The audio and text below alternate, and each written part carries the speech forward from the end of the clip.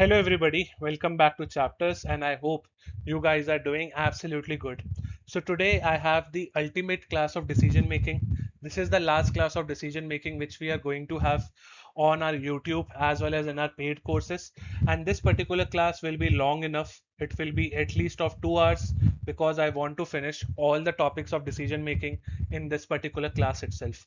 If you complete this particular class, my friends, then definitely you will become an expert in decision making, because today we are going to cover multiple topics related to decision making. Now, if you see the index of decision making, my friends, currently we are discussing the topic of decision making techniques. All of this discussion, which are like the previous headings, were completed in class number 1, 2, and 3, right? And under the topic of decision making techniques, some part was covered in our class number 3 itself. I hope you recall that there are multiple techniques of decision making. We have non-quantitative, quantitative, and modern techniques. Non-quantitative and your quantitative techniques were discussed in your class number 3 itself. Today we will continue our discussion with the modern techniques of decision making. Right, my friends? So what we are waiting for, let's move forward. And yes, before I move forward, heuristic in decision making and decision making styles will also be covered under your modern decision making techniques only, right? So modern decision making is a very big topic which we have to cover today, and I can guarantee you that this long class will be very interesting for you. I have given multiple examples, you will enjoy it, right? So let's move forward now. Let's start a discussion regarding modern techniques of decision making. So now, my friends, let's cover all the major modern techniques of decision making. First, we have Pareto analysis. Pareto analysis was given by your V. Pareto. V. Pareto. So this is the name of the person. V over here, if I'm not wrong, stands for Vilfredo Pareto, right? Vilfredo. He was an Italian scholar. At the same time, he studied the problem of land and people, like how people of Italy was occupying the land of Italy, right? So I will tell you about this problem, but first understand that what is the Pareto analysis. So why we call it as Pareto? Because it is named after a person whose name is Vilfredo Pareto. You can check the spelling from the internet also, or from foundation notes or revision notes, whatever you are referring to. Now, Pareto analysis is prioritization technique. It's prioritization technique based on the Pareto principle. What is this Pareto principle? It is known as 80 is to 20 ratio principle, right? 80% over here are your results, 20% are basically are your efforts. These are your efforts. So 20% efforts will decide 80% results. Understand it one more time. Or first let me complete the theory, then I will explain. This particular rule, 80 is to 20, it is also known as what? Pareto principle. It suggests that relatively small number of causes are there. A small number of causes are there which are responsible for a larger proportion of the results or problems, right? So only small number of, I would say, some causes are there, some reasons are there which will control 80% of your results. 80% of your results, right? So 20% of your efforts will give you 80% of your results. So if you have to overcome the competitor, if you have to overcome the competition, just do 20% of efforts in the best manner as possible, and you will also get 80% of results. You can also apply it like this: 20% of the syllabus, 20% of the syllabus is giving you 80% coverage of the PYQs. This means what? That I'm not focusing on the entire syllabus now. I am focusing only on the 20% part. And if I focus on the 20% part, I will get the maximum chunk of PYQs. So from this, I am getting this. By which I mean from a small portion, I am getting a big portion. This is why you have to prioritize. Now think in the term of syllabus. Try to make your example more connected to you. In the syllabus, if multiple topics are mentioned and if you cover all those topics, then definitely you might get the result or you might not get the result. But if you cover 20% of the syllabus in best manner, then you will be able to cover 80% of the PYQs, right? You can also remember it like this: 20% of your efforts will decide 80% of your results. 20% of your efforts will decide 80% of your results. Now I was telling to you about this Pareto analysis, right? So what does this Pareto person do is he goes into Italy and he analyzes the problem of land situation. He came to know that 20% of Italy's population occupies 80% of the land. So this 20% is like very, very wealthy people who are able to occupy 80% of Italy's land. So what he is able to do is like he is able to classify that this is the 20% which is the richest one, and these richest people are controlling 80% of the land of Italy. Right, now read with me. These important causes which are like your 20%, right, are called vital few. Right, so this 20% is known as vital few. They are very, very important. You have to focus on this. Right, while remaining are less significant, and these different causes are known as trivial many. Right, so 20% of effort will be known as what? Vital few. These are small, but they are very, very important. Right, but at the same time there might be multiple different other, I would say, efforts. These are known as trivial. Trivial means what? Small, many. Right, so these are multiple other reasons. Very easy. If you read it by your bare eyes also, you can easily understand what Pareto principle is. The purpose of Pareto analysis is not to examine every cause. It is not to focus on all the different syllabus points. It is not to focus on all the other different causes. We just have to focus on 20% of the cause equally, but to identify the address and causes having the greatest impact. Read this line with me again. The purpose of Pareto analysis is not to examine every cause equally. For me, all the syllabus topics are not equal. I just have to focus on the top 20% because top 20% will give me 80% of my PYQ's coverage, or you can say they will give me the maximum impact. Right? So the purpose of Pareto analysis is not to examine every cause equally, but to identify and address causes having the greatest impact. I hope I am able to explain you the concept of Pareto analysis also. It just says that focus on the vital few. Focus on those different small, I would say, parameters which can decide your bigger result. Right? Because you, as a human being, you have a limited set of time. Right? We all have like 24 hours, out of which we waste some time, and we have some, I would say, limited productive hours only. So in that limited productive hours, you cannot focus on everything. Focus only on 20%, because this 20% which you have decided will decide the maximum chunk of your results. Understood? This is what your Pareto analysis is, and it is like one of the favorite topic of NABARD. So definitely you can see multiple previous year question just from Pareto analysis. Right? Then we have AHP, analytical hierarchy process. Analytical hierarchy process, or AHP, is the technique used to choose to, like this particular technique is used to choose the best alternatives when several factors must be considered. It breaks down a complex decision into smaller parts and compares the alternative, like compare alternatives two at a time or at each criterion. Right, now see, analytical hierarchical process is a kind of a scientific way to make your decisions. It's a scientific way to make your decisions. This particular process tells you what? That you do not have to do any kind of tukkabazi. You do not have to do any kind of flukes. You do not have to use any hit and trial method. You rather have to compare all the alternatives on multiple different criterions which are available. Right, what are criterions? These are your parameters basically. Right, so your analytical hierarchical process, first of all, yes, this was given by Thomas Sati. This was given to you by Thomas Sati. Right, at the same time, my friends, please remember this particular process reduces subjectivity, or I would say certain kind of, I would say, what? Biasness means what? That why I should have like certain kind of favoritism for alternative number one. So I should not have, right? Because I should compare alternative number one with alternative number two with regards to multiple parameters and criterions, and then I should select the, I should say, alternative, right? Whichever alternative suits me the best, I will select it, but I should not have any kind of favoritism for alternative number one. So this particular process removes that particular biasness or favoritism, you can say, for, I would say, multiple different alternatives which a decision maker can have. So just remember that analytical hierarchy process is that particular process, my friends, which reduces subjectivity, it reduces illogical sense from your decision making, and it is a scientific way to make your decision in which you will compare multiple different alternatives on your different criterias. Right, now you do not have to do any PhD that how multiple different criterias are compared and how alternatives are compared. That is a separate story to discuss once you clear your NABARD grade exam.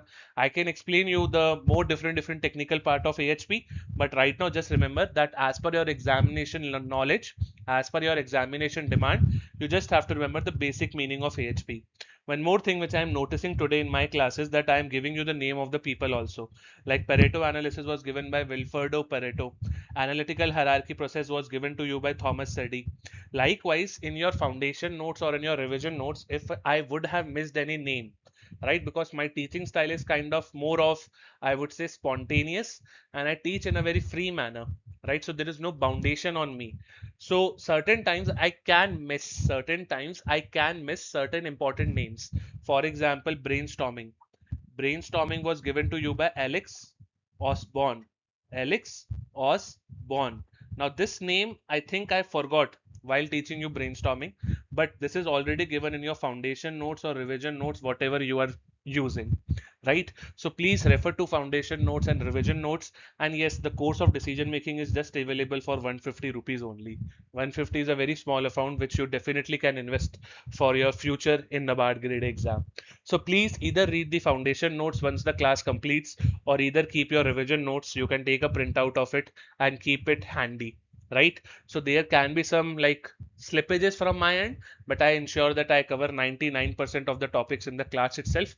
But for 1%, we all know we are humans, we can make a mistake. So therefore, if there is any name given in revision note and foundation notes, please take a note of it. Now this completes our very first two modern techniques of decision making. Now let's move forward to cover the other different I would say techniques of decision making. Now, my friends, we have paired comparison analysis. Paired comparison analysis basically means that you will be bringing certain pairs. For example, I have called 6 people in interview, right? You have X, Y, Z and A, B, C, right? So what I will do is I only have to select two. So first I will make pair randomly. So this is my pair number 1, this is my pair number 2, this is my pair number 3, right? 1, 2 and 3.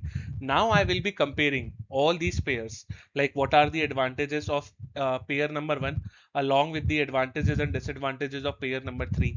So paired comparison analysis is a technique in which alternatives are compared two at a time, as in that you will combine those two alternatives, and that particular alternative will now become a pair, and then you will do a pair comparison, right, to determine which one is preferred. After all possible pairs have been compared, scores are assigned and alternative is ranked, right? So this is just one way to understand your paired comparison analysis.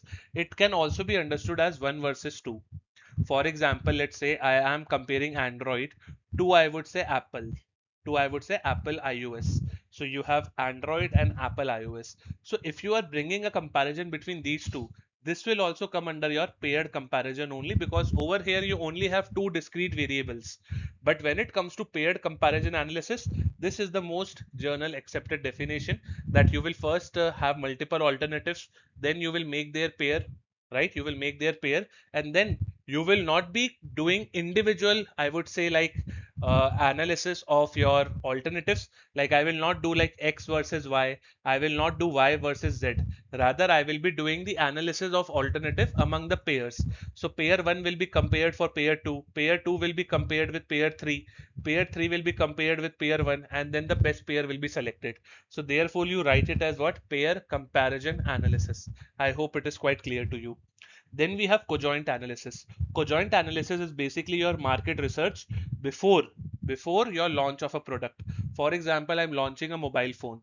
I have to make a decision that whether the screen of this particular mobile phone should be 9-inch, or it should be 8-inch, or it should be 6.5-inch. So this is the decision which I have to make, right? Now, before I come to the final decision, I went to the market to understand that what customer needs, right? Customer is saying, let's say they need a bigger screen. So now I have a decision that I will choose alternative number 1, which is 9-inch. So your conjoint analysis is kind of a market research before the launch of a product or a service in the market. So conjoint analysis is a technique used mainly in marketing to understand how consumer value different attributes of a product or a service. Very easy. Consumers are presented with different combination of attributes, and their preferences are analyzed to determine the relative importance to each attribute, right? Now this is just a formal way to write the definition of conjoint analysis. But as I have told you, it is just about, I would say, what, that you are trying to do a market research before launching a particular product. By the way, this writing or this formal writing is known as euphemistic labeling. Euphemistic labeling. For example, what is euphemistic labeling? Understand this. You can search the spelling from foundation notes or revision notes or do the Google research. But I'm just telling you this because euphemistic labeling is a kind of a concept which is related to management. It is not related to your, I would say, decision making, but just for your knowledge purpose. Euphemistic labeling basically means that you show a particular, I would say, language in a more formal manner, right? In a more presented manner, right? For example, I might say that two people are fighting. Two people, like these two people are fighting, and then seeing them fighting, multiple more people joined it. Now, what is the euphemistic labeling way to say it? That many people are in riot. Many people are in riot, right? So this is a kind of a euphemistic labeling which you are doing. You can also say it like this. Suppose I say that you are a good student. You are a good student. Now, a person who has very great understanding of the words, very great understanding of English language, he might say this statement as what? That you are a kind of a kind of child prodigy, a child prodigy, because you are greatest of all the students. Child project prodigy means what? That yes, this person has something like different which is not seen in others. So this is known as euphemistic labeling. You try to just show off, or you try to present the things in a more I would say in a more formal manner, right? Like I did over here. Conjoint analysis is what? Conjoint analysis is like you are doing a market research before the launch of a product. Now this is a simple definition which I have given to you. Now, it can be expressed in multiple more formal manner. Therefore, you are reading this particular paragraph. And once I read this particular paragraph, I came to know that yes, there is some euphemistic labeling happening over here. Understood? So this is what your euphemistic labeling is all about. Then we have force field analysis. Force field analysis was a concept given to you by Kurt Lewin. Very important person when it comes to your management. Kurt Lewin, right? What did the concept of force field analysis was all about? See, there are always two type of forces which exist in decision making. One particular force will always oppose you. One particular force will always oppose you. These are known as restraining forces. They will always say that this decision is not good and we should not take this particular decision. So they are trying to oppose you. And then you have some driving forces. Driving forces are those forces which are supporting your change or which are supporting your decision. So you have opposite force or your restraining force, and then you have your driving force. Once driving force becomes more than opposing force, then only, my friends, the decision will be taken. Then only, my friends, decision will be taken. This is the concept which was introduced by Kurt Lewin. So force field analysis is a technique used to examine the factors supporting and opposing a proposed change. Change. See, there is a topic of organization change in management. Now we are not going too deep in that, but just understand when you have to make a decision, you have to bring a change in the company. Let's say that we have currently machine A. Machine A is installed in our company. We have to now decide that which particular machine we have to bring so that A can be replaced. Either it can be B, either it can be C, or either it can be D, right? B, C, D are the alternatives which can replace A, right? So let's say some people are supporting B, some are saying C, some are saying D. The final decision was like this, that we have chosen D. We have chosen D machine to replace A. Now some people will oppose the selection of D machine. Some people will support the change of machine number A with D, right? So once the people who are supporting becomes, I would say, more in number as compared to those people who are restraining you, then definitely you will accept that particular change and you will make your final decision. So once, I would say, supporting people become more, then yes, I can replace D with the A, right? So this is what your force field analysis is all about, right? A change is more likely to be succeeded when the driving forces strengthen or restraining forces are reduced. Restraining forces are those forces which are reducing you, or those who are opposing you rather, right? So once they reduce, then definitely you will accept that particular change, right? So this is your force field analysis. Understood? So we have explained you regarding paired comparison analysis, conjoint analysis, and force field analysis also. And yes, a small information about euphemistic labeling was also given to you. Now, let's move forward in the class to cover other more modern techniques of decision making. right? Let's take our class forward now. So now my friends, let's move forward, and now we have to understand about your fishbone or Ishikawa diagram. Now see, how does a fishbone or Ishikawa diagram looks like? Because this is a diagram, so I'm drawing it for you. Now first you have the mouth of the fish, right? And then you have the skeleton of the fish, you can say. You have multiple different bones of the fish which are attached to this particular skeleton, right? In the mouth of the fish, you write, I would say, the effects. You write what? Effects. Effects can be, let's say, that the sales of my company is reducing. Now you will identify multiple causes, and these multiple causes are clubbed as a 6M kind of acronym. So first is your manpower, then you have machine, then you have, I would say, method of production, then you have material which you have used for production, then you have your mother nature, and you also have measurement. So these are the 6 different causes which will give you the effect, right? Now for example, the effect is that my sales is down.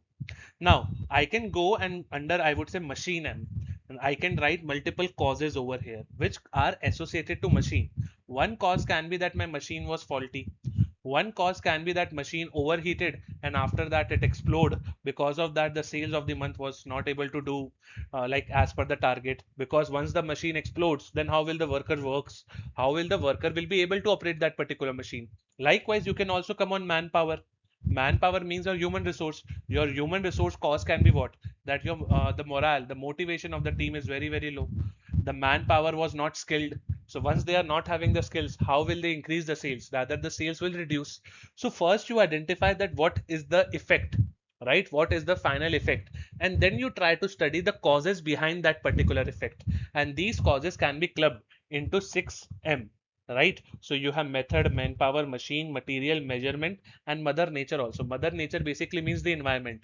Suppose in mother nature category, I'm writing multiple causes, that the humidity in the workplace was very high. Once the humidity is high, multiple different people were not able to work, right? Now this is not the people's problem. This is the people, this is the environment in which I'm operating, right? So humidity was very high. Because of the humidity, people were not able to focus on the daily sales target, and therefore the sales reduce. So your fishbone diagram or your Ishikawa diagram, it is like called Ishikawa. Ishikawa is also a name of a person over here. So it was given by a person whose name is Ishikawa.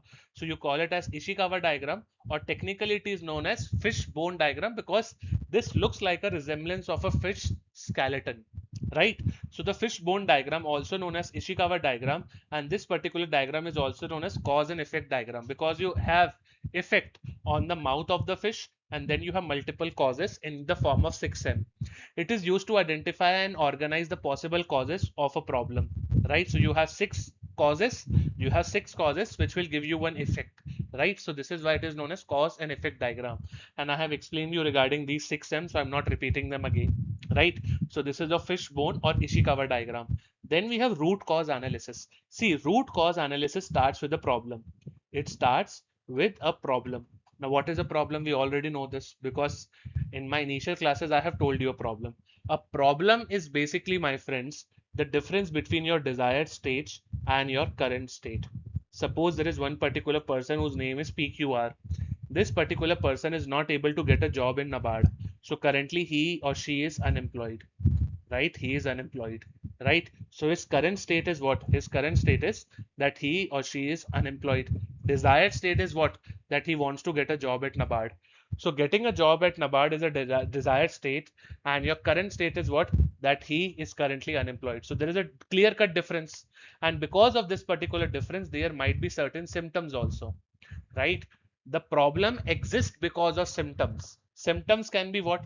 That there he was having low scores. He was having low scores in phase 1 or phase 2, right? He was not motivated to study. He did not do revisions. So these are different symptoms which are leading to a problem. What is the problem? The difference between your desired and current state, right? And why this problem is occurring?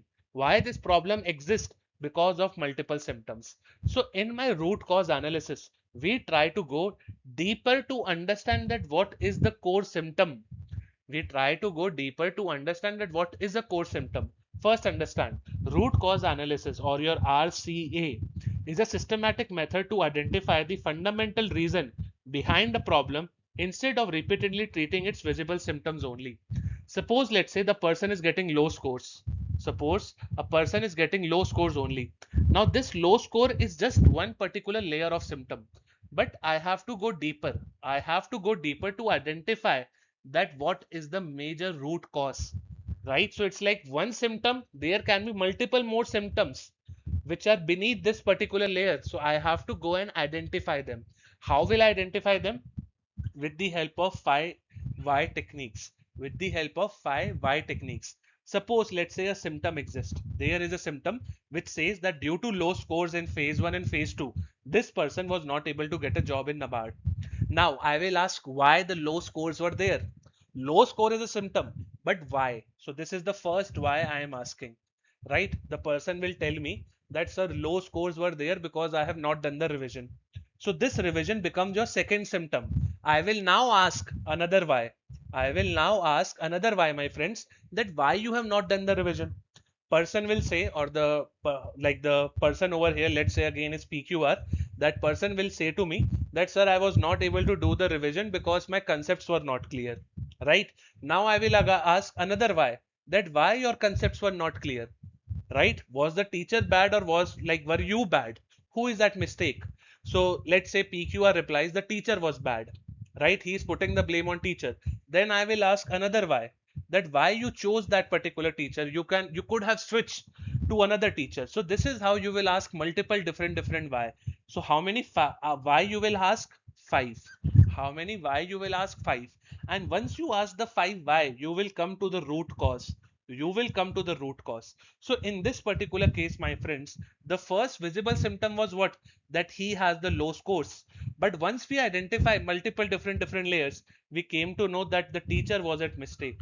He was not able to switch between a good teacher and a bad teacher, right? So this is all hypothetical examples, and I'm not trying to blame or defame anybody, right? So do not have any kind of reasoning in your mind that sir is trying to divert the attention. I'm just trying to give you some practical examples which you can relate directly, right? So this is your fishbone diagram and root cause analysis also. Fishbone, just remember this diagram. At the same time, in root cause, the most important thing is that you dig deeper with the help of 5i, right? Now let's move forward in the class. So now, my friends, let's move forward to cover the next technique of modern decision. This is your heuristic. Heuristic is also known as rule of thumb. See, heuristic basically means what? It is a kind of a mental shortcut. It's a kind of mental shortcut. Understood? Heuristic also means that you are following the technique of tukkabazi, which we also call it as flukes. Which we also call it as what? Flukes, right? And in your heuristics, you will not do a proper comparison between all the alternatives. Rather, you will be taking a shortcut. Now, this shortcut can be, let's say, a kind of a biasness or a kind of a favoritism shown to one particular, I would say, alternative, right? For example, in an exam, let's say in an exam, you have 5 different options to choose from. Only one answer is correct, but you think that answer A is looking more, I would say, good to you, and you select the answer as A. So logic stays away in your heuristic. There is no role of any logic. There is no role of any scientific decision making under heuristic. Over here, your emotions, your gut feeling take over, and you try to make a decision very quickly, right? So heuristic or a rule of thumb are the simple mental shortcuts or practical rules used to make decisions quickly without conducting a proper complete analysis of every alternative, right? They reduce the time cognitive effort as in your effort of the mind. You are not doing any logical work, right? You are not doing any analysis work. You are just taking your gut feeling out and then you are marking your answer. So you are not allowing your mind to think. You are not allowing your mind to think. Rather, your mind is taking a shortcut that choose option number A, right? Then this particular, I would say, modern decision which we are discussing, heuristic, is basically like it will reduce the time, cognitive effort, and particularly useful when the information, time, or mental capacity is limited. If you have to make quick decisions, then yes, certain times heuristic can be taken up, right? At the same time, if information is limited, then also you can take the way of heuristics, right? Because if information is not available, how will you make a detailed analysis? In that case, you have to be dependent upon your intuition or on your gut feeling, right? However, because heuristics simplify the complex situation, they may sometimes result in errors, cognitive biasness. Following are the major type of heuristics also. So I will discuss all these 6 type of heuristics with you. But as you all know that heuristic is a kind of an intuition only, or a kind of a gut feeling, or a kind of a mental shortcut. Sometimes they might work, I would say what good, but many of the times they are wrong only. For example, I will give you a set of 10 questions, and these 10 questions are very, very tough. You are taking certain kind of mental shortcuts. You are doing what? Tukkabazi, or you are doing flukes. I can guarantee you that maximum of you will go wrong only, right? Because hitting a dot in a blind is very, very tough, right? Finding out the right answer without using any logic is very, very tough. So there can be multiple different errors once you are applying the heuristics, or once you are applying the different mental shortcuts. Then you have multiple different type of heuristics. Let's discuss them one by one. First, and yes, once I'm discussing them, I will give you the example, but you should remember the key term, right? First is available heuristic. Available heuristic is like availability of the information to you. Availability of certain information to you. Based on this particular information, you will make your decision. Suppose I ask you one question. Try to answer me very quickly, because in heuristic you have less time, right? Which particular food you will advise me to eat in 2 minutes, right? There are only 2 minutes, and in this particular 2 minutes, what particular food should I eat? Maximum of you would have said Maggie. Maximum of you would have said Maggie. I can guarantee it. Why? Because in the Indian televisions, you would have seen Maggie as a 2 minute food. So it's like a lot of information about Maggie is already feeded to me. So whenever somebody asks me that if I have to cook a food under less than 2 minutes, then definitely the first option will be Maggie only, right? So you are not doing a proper comparison of alternatives. You are just selecting Maggie, right? One more thing. Suppose many people have feeded information in your mind. Remember, the game is of information under availability heuristic, right? Maximum information. Now, the maximum information which is feeded in your mind is, let's say that if you go via train, if you travel via train, then there can be multiple accidents. There can be some, I would say, like unavoidable, I would say, reasons that you might not like the travel with the train. There will be smell in the bathrooms, right? There will be rude behavior done by the ticket collector. You will have to arrive at the station very quickly, and you will have to board the train. There are multiple different circumstances which people have told you that you should not travel by the train. Rather, you should travel by air with the help of airplanes. You also should travel by, let's say, a bus, right? These two are good, but train is not good. Many of the reasons are feeded in your mind like this by all the people around you. So now will you opt for train?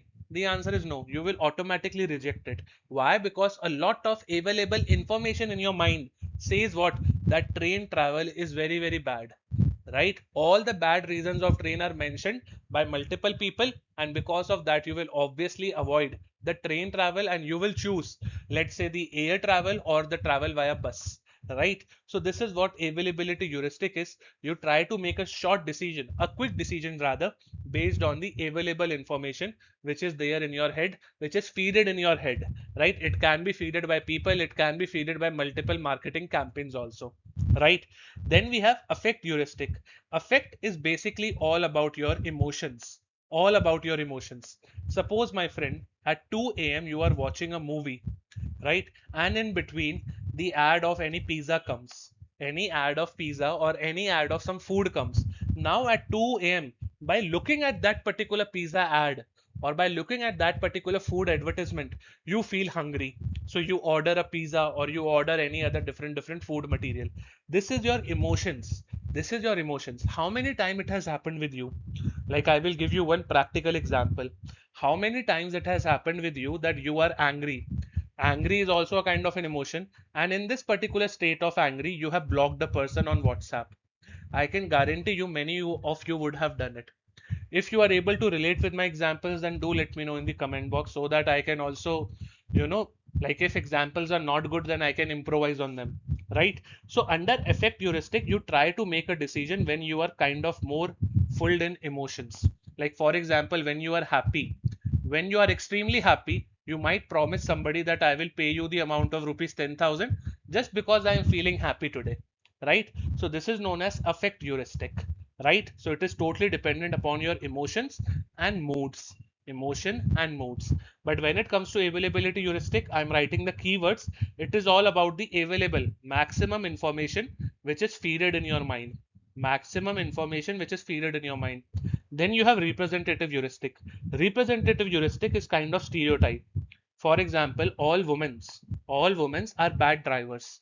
So this is a kind of a bad statement to give, right? Because I have my sisters, they are also very, very good drivers. But some people might not give the driving opportunity to women because they think that all women are bad drivers. Likewise, you can also say that no woman is suitable for any leadership role.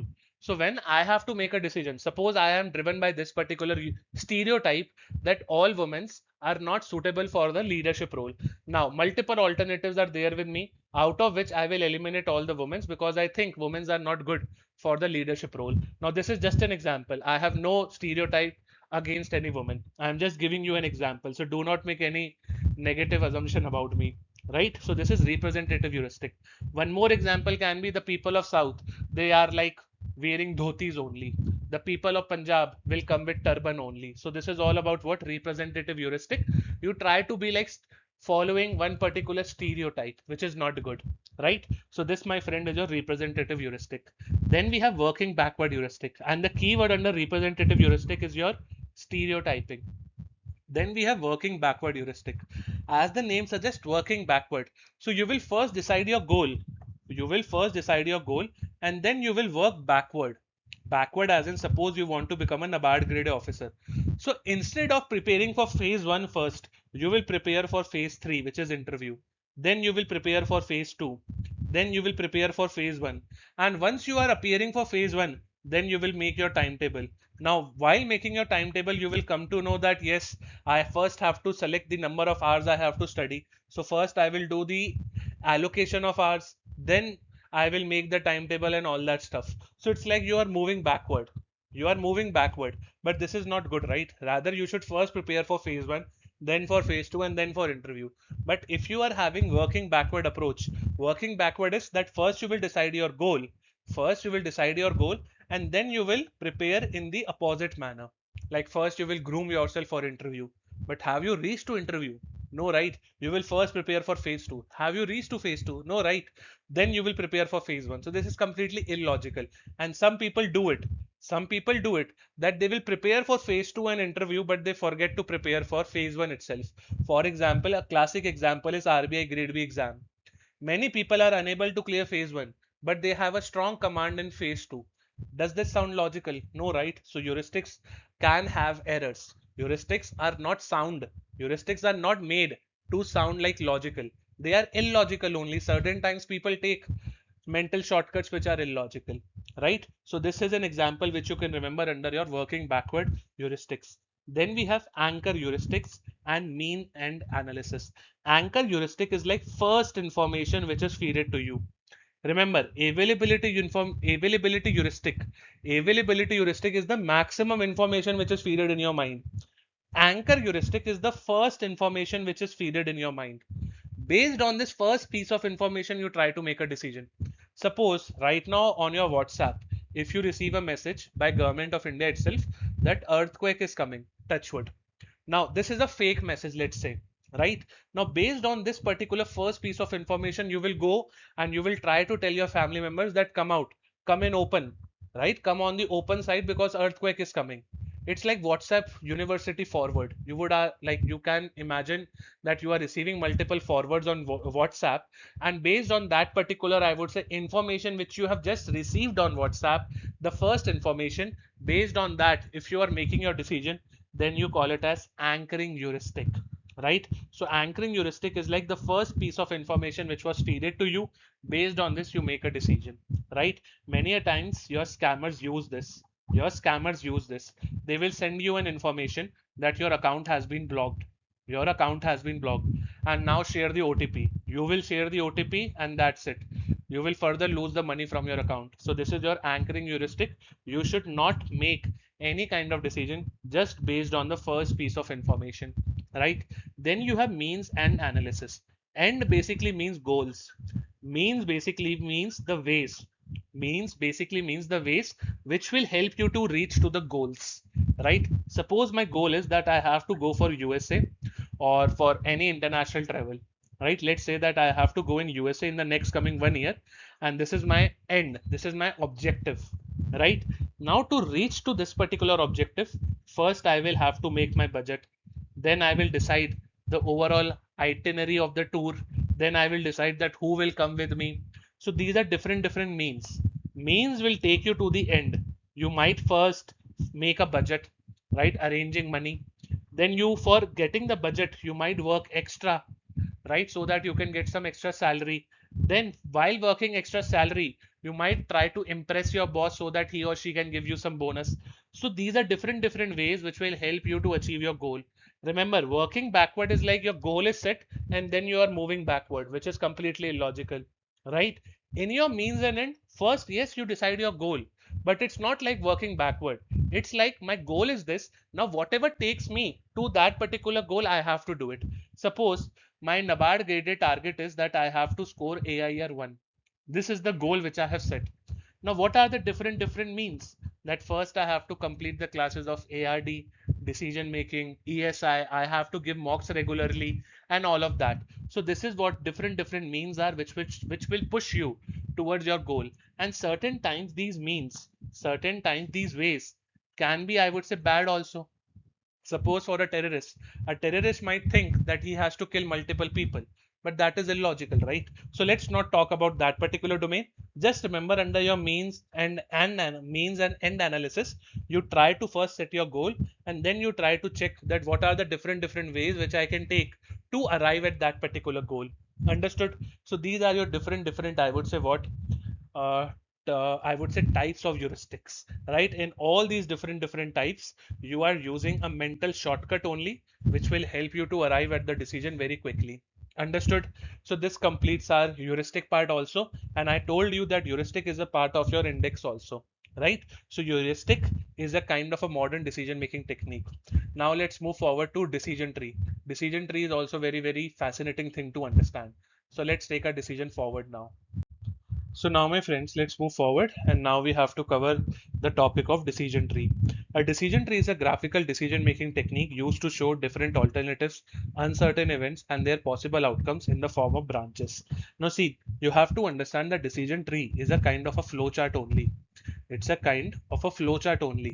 But flowchart is a journal term. Journal term as in, like, see, somebody can make a flowchart like this, right? So this is your main heading, and then you have certain different branches or different I would say subheadings.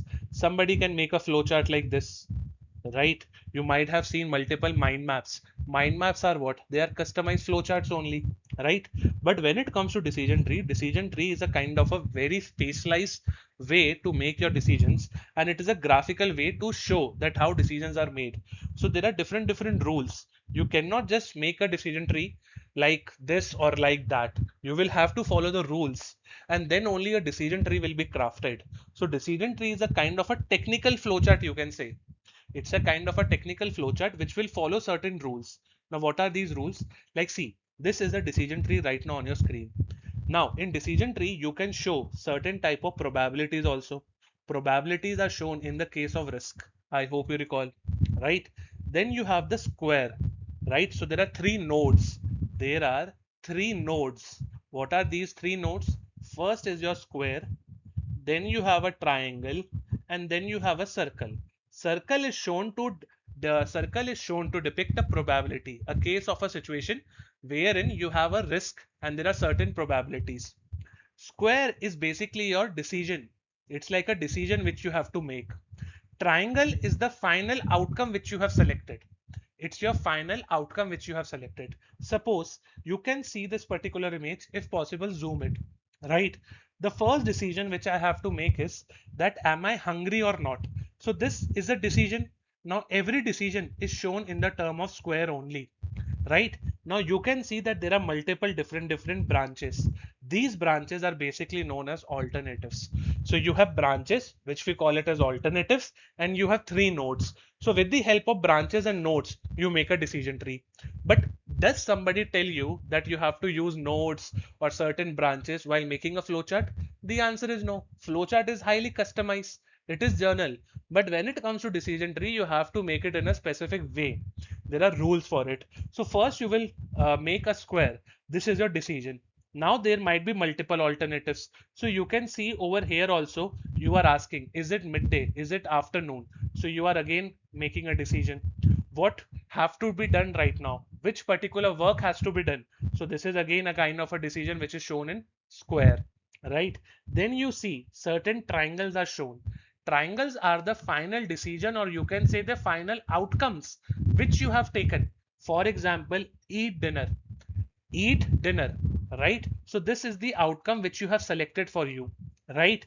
Have a snack, so this is also a kind of a final outcome which you have selected for you.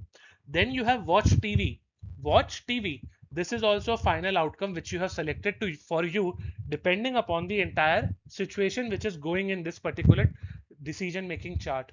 Now you can see that circle is shown for 70% of rain or 30% of rain. So 70 and 30% are what?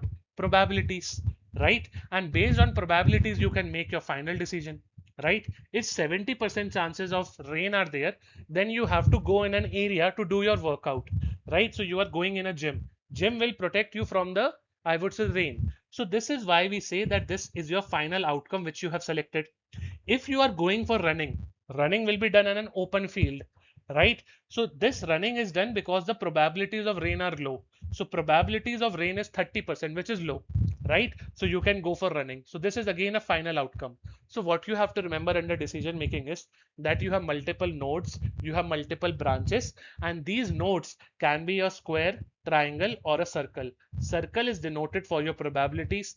Triangle is basically taken for your final outcome or the final decision which you have taken, and the square is basically the first decision or multiple decisions which you have to make. Now let's try to, like, I will just show you that how this image has to be represented. First question which you are asking, are you hungry or not? So this is the decision which you have to make. The answer can be yes or no. So these are two alternatives, right? Now in your alternative number one, you are asking yourself, you are again making a decision, is it afternoon, is it midday? And in alternative number two, again you are asking yourself a question, or you are making a decision, what work you have to do, right? What work you have to do. Now if you have some work to do, then do work. If you do not have any work to do, then have you done your workout? If the answer is yes, then watch TV. If the answer is no, then you can have probabilities of rain, and then you can select your final outcome. So this is like a decision tree goes into multiple branches, right? If you have some time, then pause this video, try to zoom it up. You will be easily be able to understand. I have given you a basic introduction that your squares will basically represent a decision, triangle will be your final outcome, and your circle is basically telling you the probabilities, right? So this completes our discussion about decision tree also, right? Now you can read the theory. The main part of decision tree are decision nodes, generally represented by squares. The chance node, which is represented by circle, chance is probability, and the terminal or outcome node. Terminal is the end node, right? Or the outcome node, which is represented by a triangle or an endpoint. And there are multiple branches also which will tell you about the different alternatives. So this completes our entire overall discussion about decision tree also. Now let's move forward to the last modern technique of decision making, which is our related to one particular framework. So let's continue with the different topics of decision making techniques on the next slide now. So let's take a discussion forward. So now my friends, let's move forward, and now we have to understand about decision style inventory framework. The decision style inventory framework classifies decision makers according to the amount of information they use, whether they focus on one or several possible solutions. So see, this framework basically includes four styles of decision making. You have decisive, flexible, hierarchic, and I would say integrative also, right? Now see, decisive style is that particular style in which the decision maker uses limited information, quickly selects one practical alternative, and focuses on speedy implementation. So this is like, I have to give a quick result. I am very much decisive. I can decide very quickly that which particular alternative is good for me. right? So you might not do complete analysis of or complete comparison of alternatives because you are having a confidence on yourself that whatever you will decide, it will work for you. So this is known as decisive style. For example, when you are going to purchase a car, in Indian, I would see environment, in Indian consumer environment, many people have a kind of a decisive style that they will go for a white color because white color is more like easier to maintain for longer terms. So this is like decisive style. We have quickly decided, quickly decided that which particular car color we need. Then we have flexible style. Flexible style, in this particular style, the decision maker uses limited information but considers several possible alternatives and may change the decision according to the situation also. So you are flexible. For example, your family was demanding that you have to purchase a car of blue color, right? But later on you come to know that there are multiple disadvantages of having a blue color car, right? Dents can be shown more aggressively, and to maintain this particular blue color, it will take a lot of money also in long term. Therefore you shifted to white and you tried to convince your family that white is more good than blue. So this is like flexible. You can shift from one alternative to another one.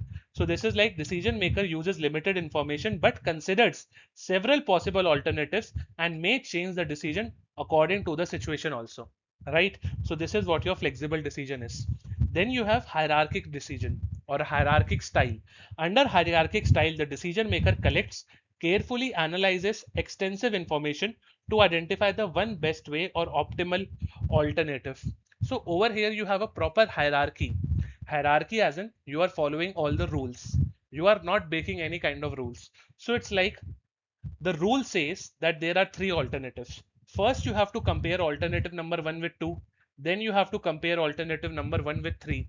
Then you have to compare alternative 2 with 3. And then you have to make a pair and then also do the comparison, right? So you can make a pair of alternative 1 plus alternative number 2 and then compare with 3.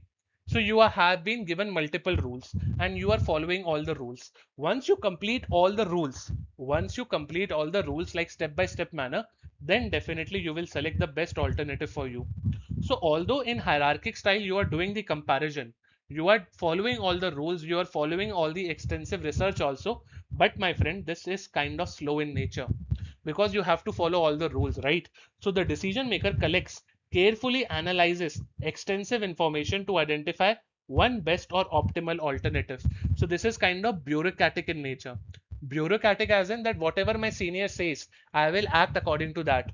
Whatever the rule book say, I will act according to that. So if rule book says that you need to generate 5 different alternatives and then spend 5 different hours to compare all those alternatives, so you cannot make a decision in less than 5 hours because you have to make a rule book true.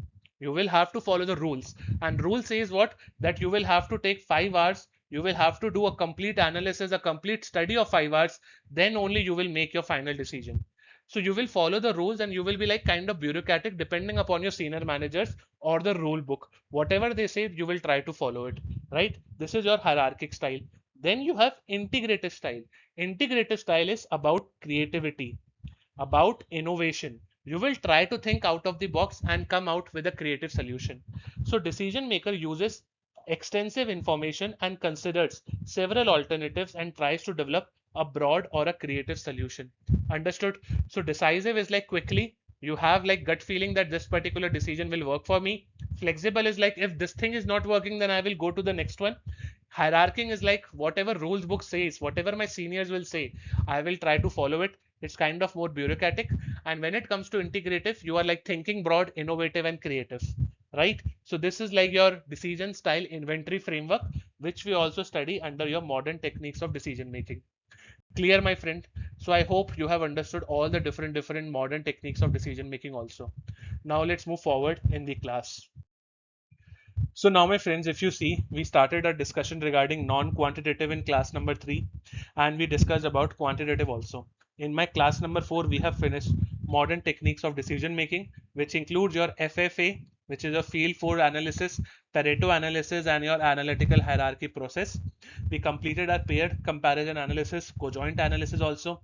We finished our discussion regarding Fishbone or Ishikawa diagram, and then we discussed about root cause analysis also. And then we discussed regarding heuristics and the type of heuristics. 6 types I have told you. right? Then we have decision tree, the graphical format to make a decision, and then just now we have discussed about decision style inventory framework. So this completes your 100% coverage of modern techniques of decision making also.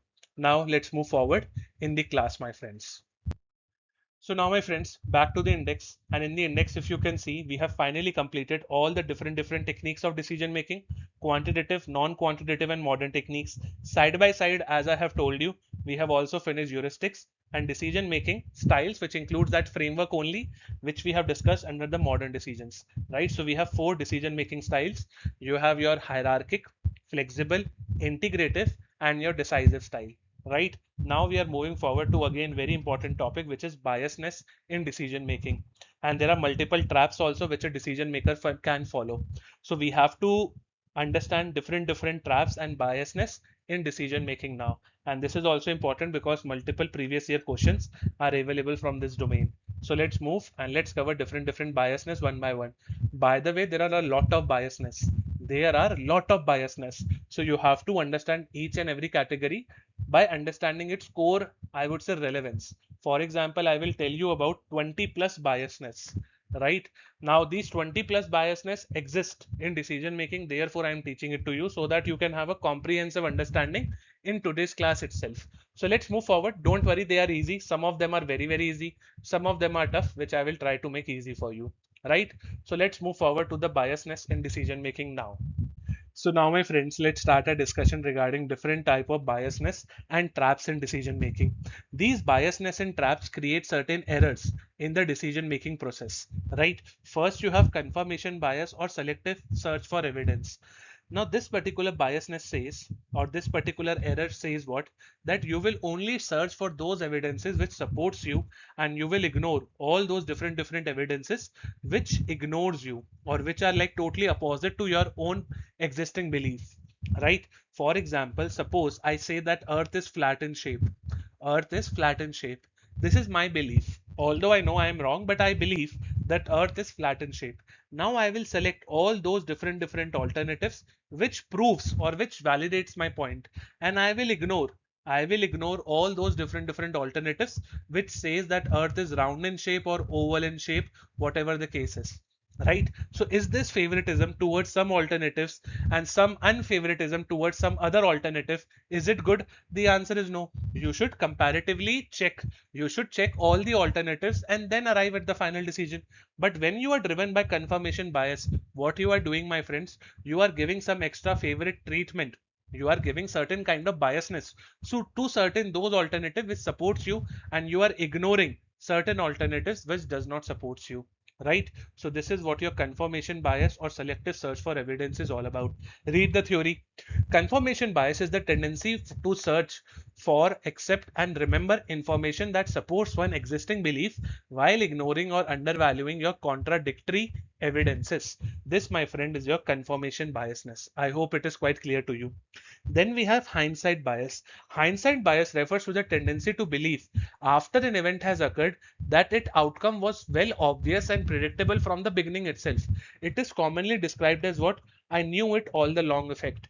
I knew it all the long effect. Now let's say some XYZ student has cleared the exam, has cleared one particular exam. So one person might say that I know that this particular student is very smart and excellent. So I knew that this particular person or this particular student will clear the exam. I knew it.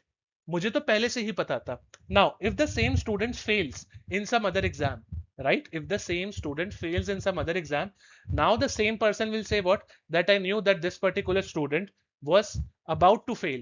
I knew that this particular person will fail only. I knew it from the starting itself.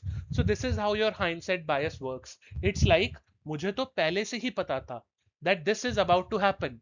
I knew it all the way along that this is about to happen. So I have some extra superficial powers wherein I can look in the future and I can predict certain outcomes. This is how the persons who are dealing with hindsight bias talks about, right? So this, my friend, is your second type of bias, which is hindsight bias. You are just saying that I knew it all the way. That is what you have to understand under your hindsight bias. Okay. Then, my friends, you have anchoring bias. Anchoring bias is driven by your anchoring heuristic. Anchoring heuristic is what? That based on the first piece of information, if you make a decision, then definitely you are driven by anchoring bias. Anchoring bias is basically a product of your anchoring heuristic only. Suppose this piece of land is of 20 crore. Somebody said to you that it is of 20 crore. So this is the first piece of information which you have received, right? Now you will start bargaining around 20 crore only, that let me purchase this particular land for 18 crore or 18.5 crore, something like that. But what should be the correct method? That you should go in the market, you should have checked the real value for this particular land.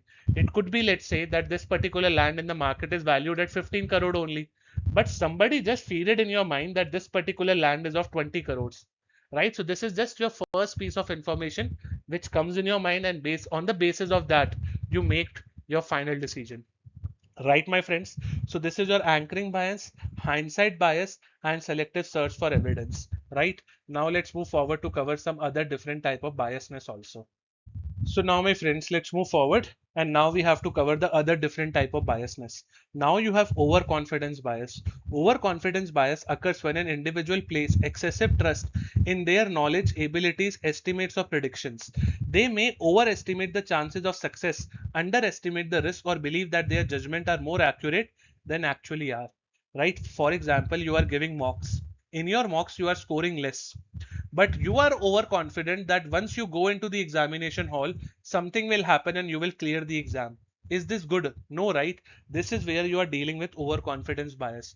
You are overconfident that your skills, your ability will show up in the exam and not in the mocks, right? So under overconfidence bias, you try to give extra treatment or excessive trust on your skills, on your knowledge, on your estimates, on your abilities, right? It's like you are focusing on yourself a lot and you are not taking care of something negative which can happen, right? For example, if mocks you are scoring less, then this should send a trigger to you. This should send a trigger to you that if you are scoring less in mocks, then in real exam also you can score less, right? In real exam also you should score less, but you are ignoring this particular fact and you are saying to yourself that I am overconfident on myself, that I will go and kill the exam. So this, my friend, is known as overconfidence bias. Now see, in overconfidence bias, the most important thing is that you focus a lot on yourself only. You have excessive trust on you. So remember, your focus is on yourself. This is the keyword. Then we have availability bias. Availability bias generates from your availability heuristic. Availability heuristic is what? That a lot of information is feeded in your mind. For example, which particular food you can give me in 2 minutes? My answer will be Maggie. My answer will be Maggie. But in 2 minutes, you can also make a protein shake. You can also give me multiple more different kind of varieties of fruit. You can cut me a fruit also. You can cut me certain salad also, right? But you are driven by 2 minutes magic, 2 minutes Maggie noodle concept. So this is known as availability bias. Availability bias is the tendency to judge the probabilities or importance of an event according to how easily similar examples can be recalled, and this similar examples can be recalled with a lot of information which is feeded in your mind, right? Recently dramatic or highly publicized events are usually remembered more easily than, and may therefore appear more common than they actually are. For example, you saw actually one particular train accident. You saw one particular train accident. Now due to this train accident you will never travel into the train. So this is why we say this is your availability bias, because you have got a lot of information related to the train accident and now you will never travel in the train. So how much information is available? That is what your availability bias is, right? And you are ignoring the other part. You are just focusing on the information which we have fed it to your mind. So this is your availability bias. Then we have representative bias, which comes from representative heuristic. Representative heuristic was your stereotyping only. For example, people from South will wear dhoti. All women are bad leaders. So this is representative bias. It is a kind of a stereotype which you do not have to do, right? So representative bias occurs when the person judges an individual event or a situation according to the similarity of a familiar category. Female is a category over here, or stereotype. So remember, stereotype under representative biasness. Then we have status quo bias. Status quo bias is like, I will not change my current situation. Whatever I am today, I want to be like this. For example, this fits very similar to the obese people. Those people who are obese, they will always try to tell you that we are happy the way we are. We do not want to become slim, right? So this is known as status quo bias, right? Whatever we are, how we are, let it be. We do not want to change ourselves. So status quo bias is the tendency to prefer the existing situation and avoid any kind of change.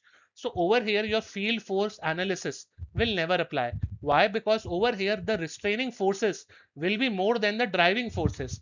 Whenever restraining forces are more than the driving forces, your change will never be getting implemented.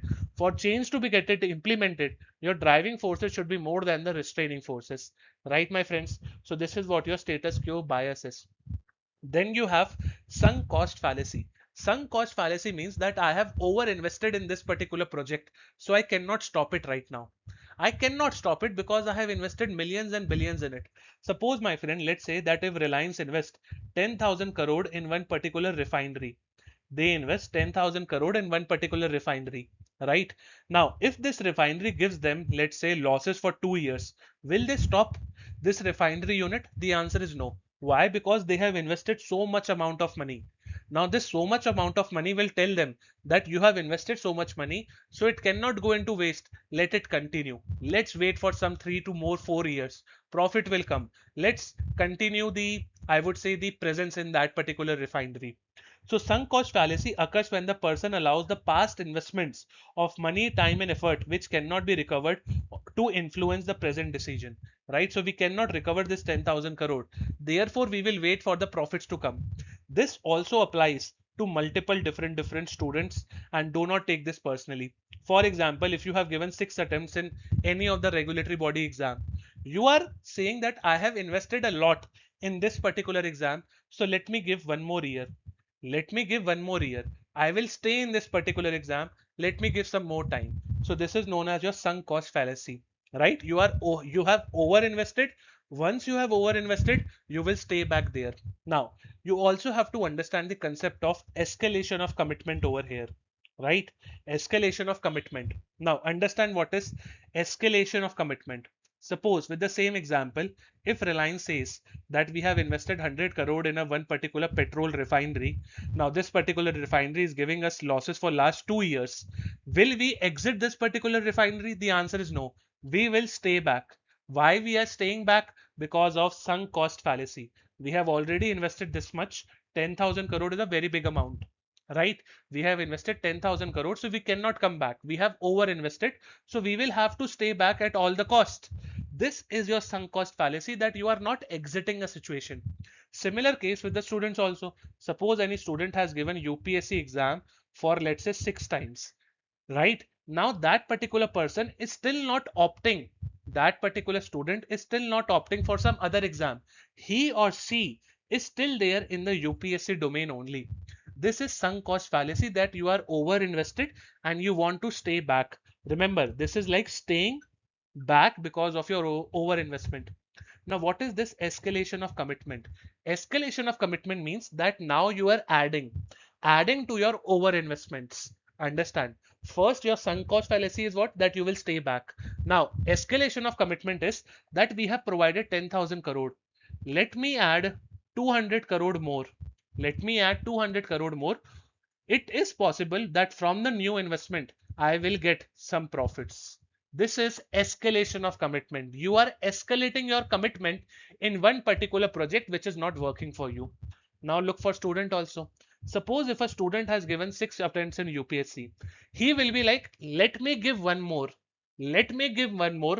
This one more attempt will make me a qualified student in UPSC. So once you add this additional stuff in your past investments or in your over investment, then it is known as escalation of commitment. Understood, my friends? So your sunk cost fallacy is like you are staying in that particular area because you have over invested, but it escalates once you add something extra to it. Understood? This is what you have to remember regarding sunk cost fallacy and your escalation of commitment. Now allow me to move forward in the class. So now, my friends, let's move forward. Now we have escalation of commitment. This we have already covered, so I'm not going to repeat it again. You can read the definition. It will be quite similar to the example which I have given you before. Now we have optimism bias, wishful thinking, and choice supportive bias. Choice supportive bias is very, very easy, by the way. Choice supportive biasness basically means that you will support certain choices which you have made. For example, if you are an Android user and now you have to make a decision between Android and iOS. iOS is like for your Apple devices, right? Now, if you are an Android user, then definitely you have made a choice in past, and now you will say what that Android is best. You will have that tilt or certain kind of favoritism towards Android users, right? And you will say that Android is best, no matter how many good advantages are being provided to you by Apple as a product, right? So you will say what that Android is the best operating software. You should obviously use Android no matter how much good Apple is. So this is what your choice supportive bias is. For example, you would have seen regarding BJP and Congress also, right? People have those people who are in BJP, they will obviously support BJP only, and those people who are in Congress, they will obviously support Congress because they have predefined choices. Once you have a predefined choices, you will never say that the other choice is good, right? So this is your choice supportive bias. Then you have optimism bias and wishful thinking. Now see, just moments ago we understood about overconfidence, right? Now see, overconfidence, optimism bias, and your wishful thinking, they are kind of similarly related, but they are not like synonyms. Overconfidence says what? That I am the best. I am the best. This is what your overconfidence is. That you truly overestimate your skills, your knowledge, your overall level of personality. So you are overestimating, right? The focus over here is on you. It is on your skills, your ability. When it comes to optimism bias is nothing negative will happen with me in the future. For example, you would have seen, right, that remain optimistic. Remain optimistic means what? That nothing negative will happen with you in the future. Suppose you are learning to drive a car. You are learning to drive a car. You are optimistic that you will never meet with an accident. Then only you can learn to drive a car properly. Optimism bias can definitely fuel up your overconfidence. For example, if you think that nothing negative will happen, then your overconfidence will keep on increasing. But overconfidence has the focus on you, your skills, your ability, your learning power, and all that stuff. Optimism bias is what? That nothing negative will happen. Everything will be positive, positive, positive, and positive. So optimism bias is the tendency to overestimate the probabilities of a favorable outcome or and underestimate the likelihood of risk, delays, and failure. So remember, optimism bias is like always positive things in the future, right? But your overconfidence is what? Focusing on you, yourself, your abilities, and all that stuff. Now, what is this wishful thinking? In wishful thinking, we have the role of evidence. We have the role of evidence. Wishful thinking basically says that there are some evidences which will prove that you will divert from your path, but you will ignore those different evidences. Wishful thinking occurs when the person believes that a preferred outcome is likely to occur mainly because they strongly want it to happen rather than because reliably evidence supports it, right? Read it again. Wishful thinking occurs when the person believes that a preferred outcome is likely to occur mainly because they strongly want it to happen rather than because reliable evidence supports it. This basically means what? Suppose a manager says that he wants the sales to be increased. He has a wishful thinking that sales should increase now, right? So he has a predetermined notion in his mind. Now, customers are telling you that this particular product is very, very bad. This particular product is very, very bad. Multiple different feedback which you have received from the industry is again the same, that this product is not a good product, you should recall it. But manager has a pre-convinced notion that the sales will increase. Anyhow, the sales will increase even if evidence is working against me, right? This is your wishful thinking. Wishful thinking means that you will have a preconceived notion and that notion will just work out. It will work out. So it's like my emotions, my thinking will work out anyhow. I don't know how they will happen. Even if evidence is against me, still it will happen. So this is known as wishful thinking. So remember, in overconfidence, the focus is on you, You are overestimating the things. I am the best. That is overconfidence. Optimism bias, nothing negative will happen with me in the future. All the positive things will only happen, right? So you are underestimating, you are underestimating the negative consequences. Wishful thinking is what, my friend? Wishful thinking is that I have a preconceived notion and this notion will just work out in reality even if evidences are against it, right? This is what your wishful thinking is. This is how you have to remember all the different kind of biasness. Now let's continue our discussion on the next slide. I hope all the different biasness which we have discussed are quite clear to you. Now let's move forward in the class. So now, my friends, let's move forward, and now we have to understand about self-serving bias, the primacy effect, the recency effect, and the repetition or is illusionary truth effect. Right? First, I will explain you regarding the repetition or your illusionary truth effect. Right? For example, let's say that there are multiple people who are doing like forwarding of message, and now multiple people will start believing that this particular news is true. This particular news is true, they will start believing it. So it's like a rumor which was a fake news has now become a reality. It has now become a reality. This is what your repetition or your illusionary truth effect means.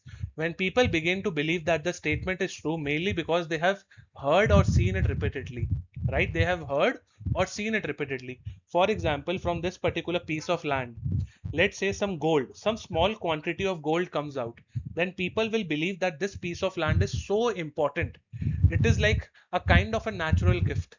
Only some small quantity of gold is coming from this particular piece of land, and people will start doing worshipping it. People will start giving a lot of importance to this particular land.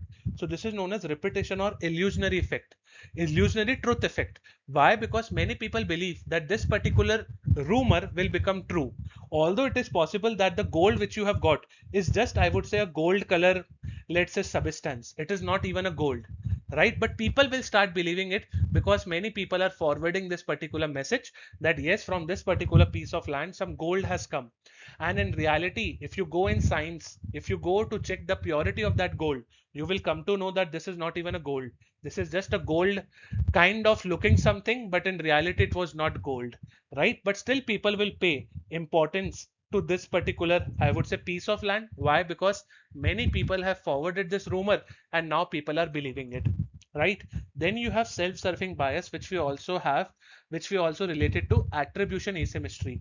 It's like, my friend, that during the time of failures, I will put the blame on others, and during the time of success, I will take the credits on me. Suppose you have a marathon runner. Now, once the marathon runner wins, he will say what? That I am winning because of my passion. I am able to win because I have the world best equipments. I am able to win because I was following a proper discipline. I was able to win because I was having a proper diet. I was able to win because I was running in morning, evening, and afternoon, and all that stuff. So it's like completely success is taken by you. You are taking the ownership of success. But when it comes to failures, my friend, failures will be passed to the others. A person who has lost the marathon now, the person who has lost the marathon now, he will say what? That because I failed because many of the audience which was sitting in the stadium, they were not supporting me. I failed because the stadium itself was faulty. So you are first blaming the audience. In the next case, you are blaming the, I would say, stadium. Then you can also blame your coaches. Your coaches was not right.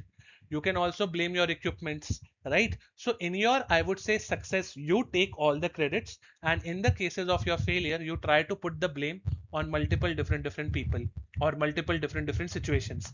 This is what your self-serving bias is. Now there is one concept over here which is locus of control. Locus of control basically means what? That where will you put the, I would say, credits, or where will you put the ownership? So during your, I would say, successful days, you will have internal locus of control. You will take credits on you, you will take ownership on you. But during your failure times, you will try to put the blame on the other people, on the multiple different other situations which are attached to you, right? So this is what your internal locus of control is and external locus of control is, right? So this is your self-serving bias. Now we come to primacy and recency effect. Primacy effect, my friend, is basically based on your first impression. Suppose, my friend, you go into an interview. In one particular interview panel, person A is there and in one particular interview panel, person B is there. Person A is dealing with primacy effect. He is dealing with what? Primacy effect. Person B is not dealing with any primacy effect. Let's see how. For example, you walked into the interview with person A. Person A asked you the very first question and you impressed that particular person with the flawless answer which you have given. So person A will say what? That this student has given me the answer in the first go itself and he is having a very good first impression. So I will not ask any other question. This particular person is selected in the interview, right? I will select this particular candidate or the student. So this is known as primacy effect as a trap, right? But just because the first impression was good, just because the first impression was good, you have selected that particular student, right? This is known as primacy effect because over here the primary information which the interview candidate has given to A, the primary information which the interview candidate has given to A, based on that particular primary information, A has selected that particular interview candidate. Now let's go to B. If you go to B, B is not dealing with primacy effect. So let's say once you go into the interview with B, you again excelled in the very first question. You answered the very first question flawlessly. But interview person who is B in this case, he knows that he has to grill you. He will ask you multiple more questions. So first question was very, very good. But when he asks you multiple other different questions, you are not able to answer them properly. And therefore, that particular candidate is rejected from the interview. So this is how your first impression can sometimes can give you the job. It can make the job for you, but certain times your person who is interviewing yourself may not be dependent upon just the first impression. He might go deep to evaluate your overall personality. This, my friend, is known as primacy effect. So primacy effect is basically that particular effect in which your first impression decides that what decision has to be made. If you are making the decision just on the basis of first information, then definitely you are not doing good. But if you follow the ideology of person B, in person B, the first impression was good, but later on when he went on to ask multiple more questions, he came to know that the interview candidate is not suitable for this particular job. So this is what your primacy effect is. Primacy effect is the tendency to give greater importance to the information received first. Early information may create initial impression that influences how later information is interpreted, right? In the case of A, we have not even asked any kind of later information. Based on the first impression itself, the person was selected, right? But in the case of B, we evaluated the further responses and then the interview candidate was not selected, right, my friends? This is what your primacy effect is. Now, my friends, primacy effect is different from your, I would say, anchoring heuristic. Why it is different from your anchoring heuristic? Because in heuristic you have to make a quick decision. You have to make a quick decision, but under your primacy effect you can take your time and you can remove this particular effect altogether, which person B has done, right? So this is your primacy effect. I hope it is quite clear to you. Then we have the recency effect. Recency effect is the tendency to give disproportionate importance to the most recent information, while overlooking the earlier information. Suppose, my friend, there is one particular employee whose name is Mohan. Mohan is that particular employee who is working very, very good from January to October, right? But in November, he made one particular mistake. So his impression went down. His overall, I would say, personality went down. Now, during the month of December, his manager called him and his manager gave him the salary cut. He said to the, I would say the manager said to the Mohan that during the month of November, I came to know that you have done multiple mistakes. So this is the most recent information which I am able to recall. And because of that, I am giving you a salary cut, right? So let's say in the month of December, there is performance appraisal. So manager should definitely give Mohan some amount of salary hike because Mohan has performed very good in the month of January to October. But is manager giving importance to the information from January to October? The answer is no, right? He is giving the, I would say, importance to the information of the month of November, which is the most recent one. So under your recency effect, you give importance to that particular, I would say, information which is recent and you ignore the previous information. Like in this case, the recent information is November and the previous information is Jan to October, which is ignored. But in your primacy effect, you try to focus on what? The primary information or the primary impression, right, my friends? So I hope you have understood about self-serving bias, the primacy effect, the recency effect, and the repetition or your illusionary truth effect also. Now let's move forward in the class. So now my friends, let's move forward, and now we have to cover the last set of biasness, right? Then this topic will be over. Now we have the framing effect. Framing effect occurs when the people make different decisions depending upon how the same information is presented. Suppose my friend, you got 80 out of 100 in a test. One person will say that I am very proud that you get 80, that you got 80 out of 100. Is this statement positive or negative? Definitely this statement is positive, because the person is feeling proud from you, right? So this is the kind of a positive feeling. But the similar person can come and say to you that I am quite disappointed that you lost 20 marks in the test. So this is a kind of a negative. This is a kind of a negative, I would say, framing which that person has done. Disappointment is a negative thing, right? Suppose, let's say there are 60% chances that you will earn profit in the share market, right? But 40% chances are there that you will bear losses in the share market. So 60% side is positive, 40% side is negative. Understood, my friends? So this is how you frame a situation into positive and negative manner. Then you have loss aversion. Loss aversion refers to the tendency to experience the pain of loss more strongly than the satisfaction of equivalent gain.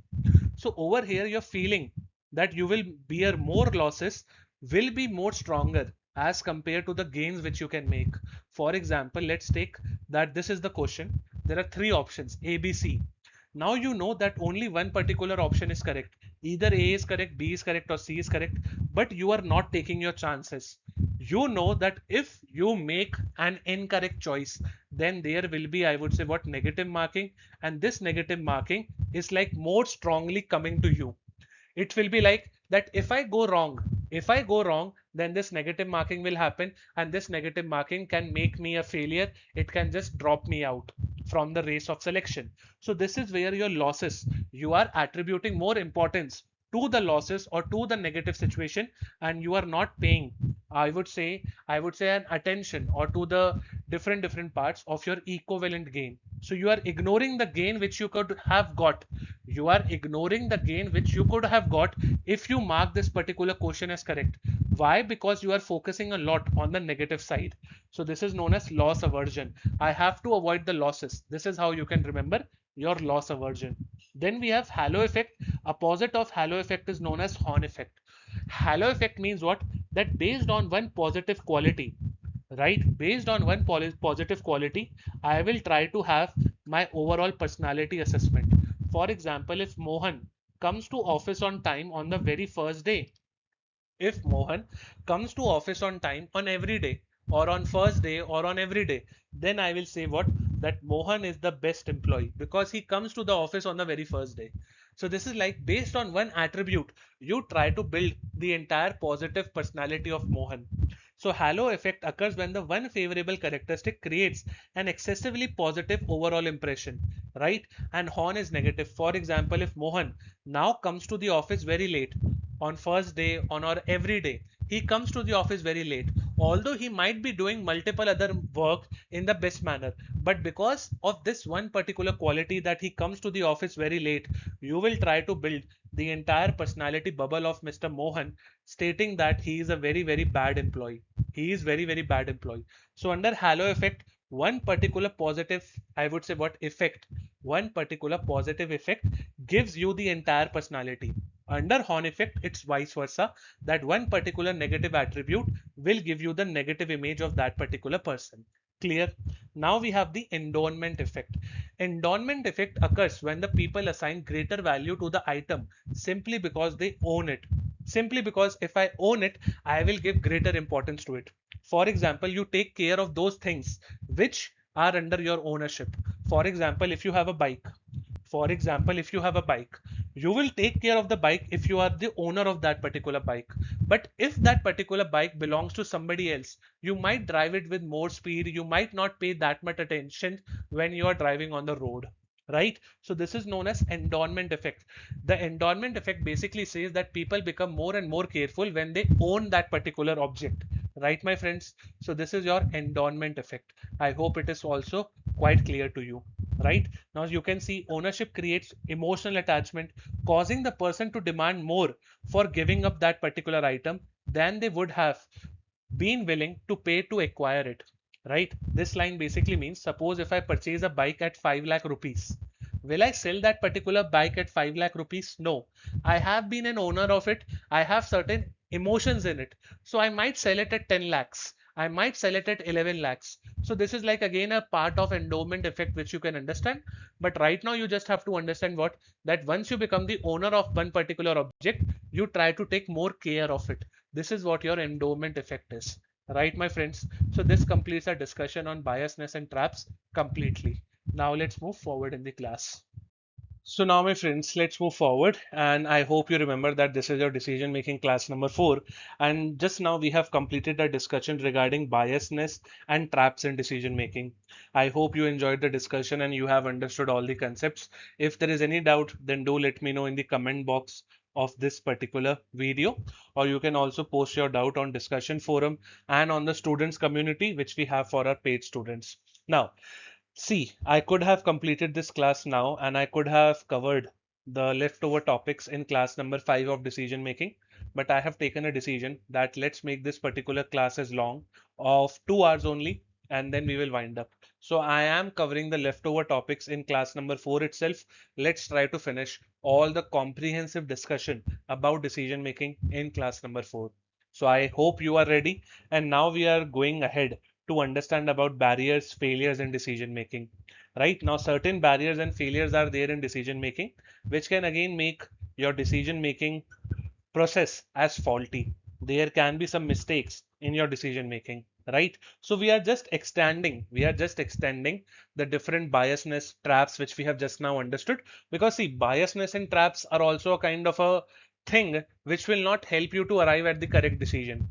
In the similar manner, there are certain barriers, there are certain failures which a person can observe in decision making, right? If you want to understand the difference in more, I would say, professional manner, then you can note it like this. Biasness is somewhere related to your cognitive function.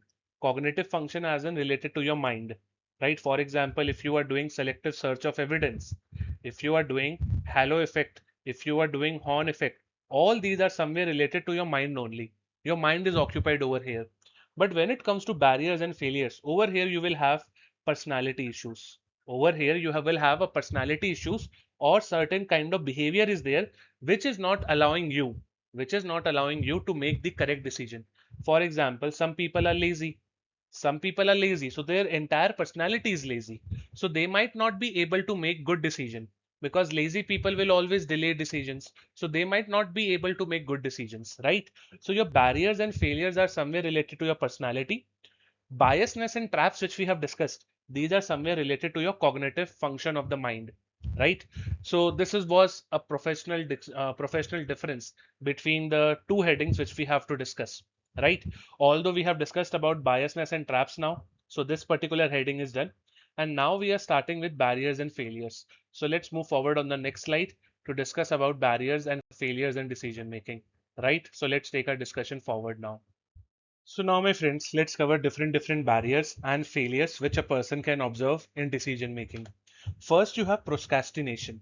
Procrastination is that particular behavior of human being wherein you will not make the decision on time. You will obviously delay it. You will delay it and the time will never come. It's like the correct time to make decision will never come. So this is what your procrastination is. Procrastination is basically like delay in making the correct decision. So I will do it tomorrow. So this is a kind of a procrastination. I will make the decisions after 1 month. So again, this is also a classic example of procrastination. Then we have analysis paralysis. Analysis paralysis basically tells you what, that you are so much busy in comparing different alternatives. So you are drawing your own analysis, and certain times you yourself are getting confused in the analysis which you are doing, right? So certain times when things are simple, let it be simple. Do not make it complex, right? So under your analysis paralysis, the analysis which you are doing to compare different alternatives, that is going on the wrong path, and that will not help you to arrive at the correct decision. So over here, the party to blame is your analysis which you are doing. Analysis basically means the comparison right, between different alternatives. I hope this is also clear. Then we have indecisiveness. Some people you would have seen, they are not able to make decision at all, and they will say that somebody else will make the decision on their behalf. So this is known as indecisiveness. They do not have that kind of personality trait which says that yes, today I will make the decision, but rather they are doing this particular work, or rather they are shifting this particular work to somebody else, right? So this is known as your indecisiveness. When you do not have enough confidence in you that yes, the decision which you will make, it will be correct for you or not, so you will do what? You will shift this particular decision making process to somebody else. Now this somebody else will make a decision for you. So right, decisive indecisiveness means what? That you do not have the process, you do not have the ability to go and complete the entire decision making process, and it is generally a trait of those people who are less in confidence, then we have fear of consequences. Suppose if I select alternative number 1, then there can be certain kind of consequences on me. For example, if I select, let's say, alternative number 1, if I select this particular alternative, there might be certain, I would say, failures. There might be certain failures. So now, because of this particular failure, I am not even selecting alternative number 1, right? So suppose I have to appear for an exam, right? So there are three alternatives: alternative 1, 2, and 3. Alternative number 1 is that I can prepare for SBI PO, right? Alternative number 2 is that I can prepare for NABARD. Alternative number 3 is that I can prepare for SEBI, right? These are the three alternatives which I have. But I am unable to select the alternative. Why? Because I fear from the consequences.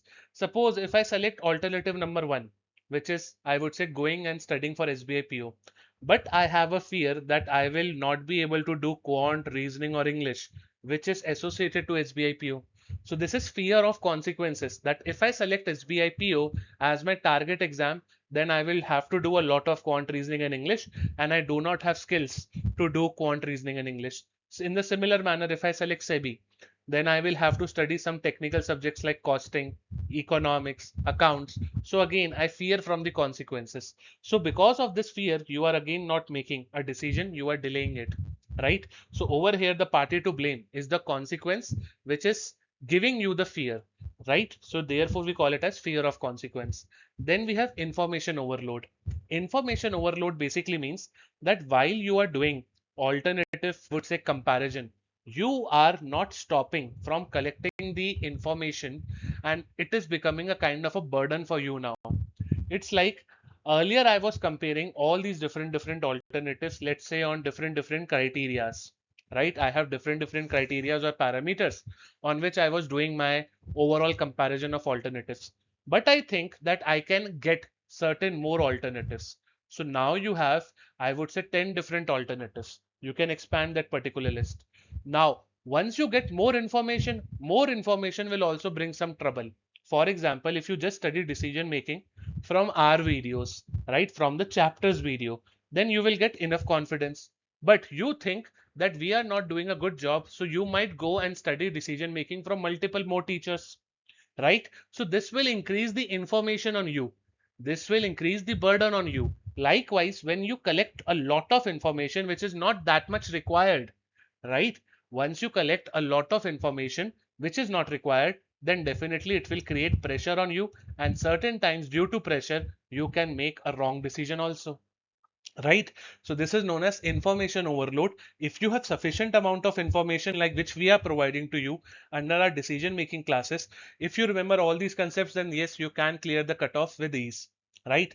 But you fear, you have a kind of a FOMO feeling. FOMO means what? Fear of missing out, that I think I should do decision making from that institute also, from that institute also, so that I can become a topper of decision making.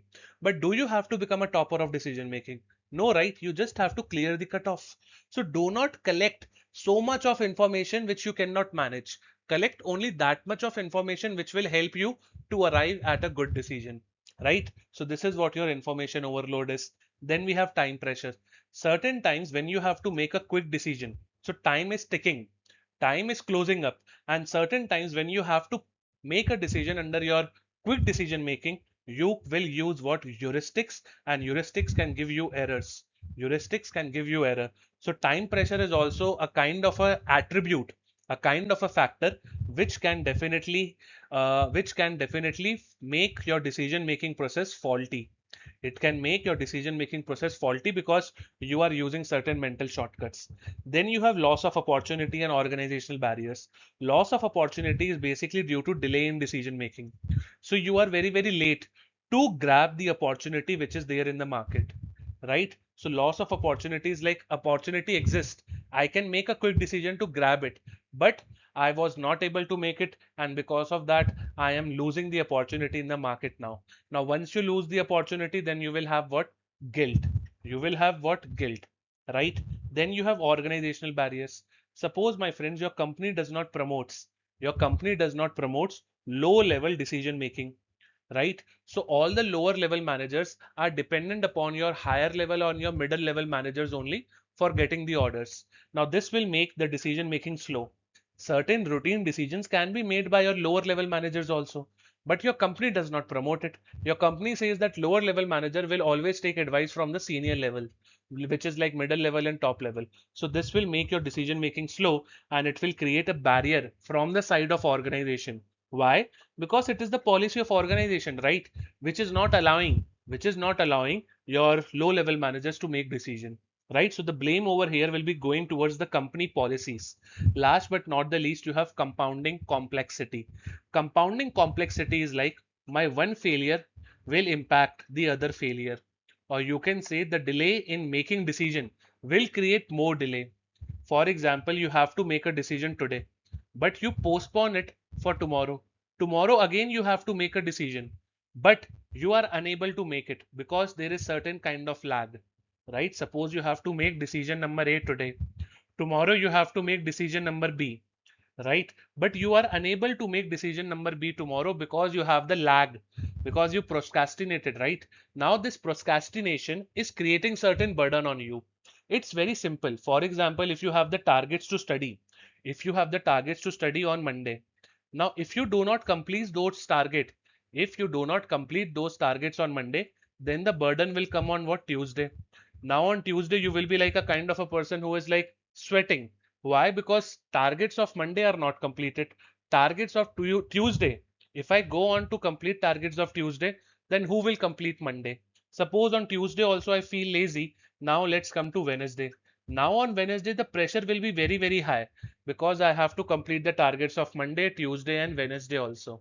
So it's like compounding will happen, and this compounding which you are seeing will definitely create very high pressure situation for you at the final day of making your decision, right? So it's like 1 plus 1 is equals to 2, 2 plus 1 is equals to 3. So the value or the pressure will keep on increasing on you if you delay your decision making process, right, my friends? So these are different barriers or failures which a person can see in decision making also, right, my friends? So we have completed one more topic.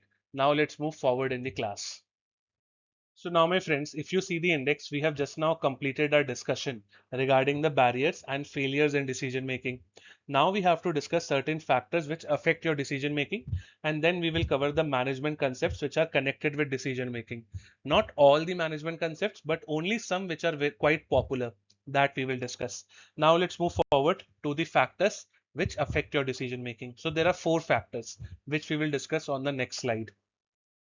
So now, my friends, there are four factors which affect your decision making. First is the individual factor itself.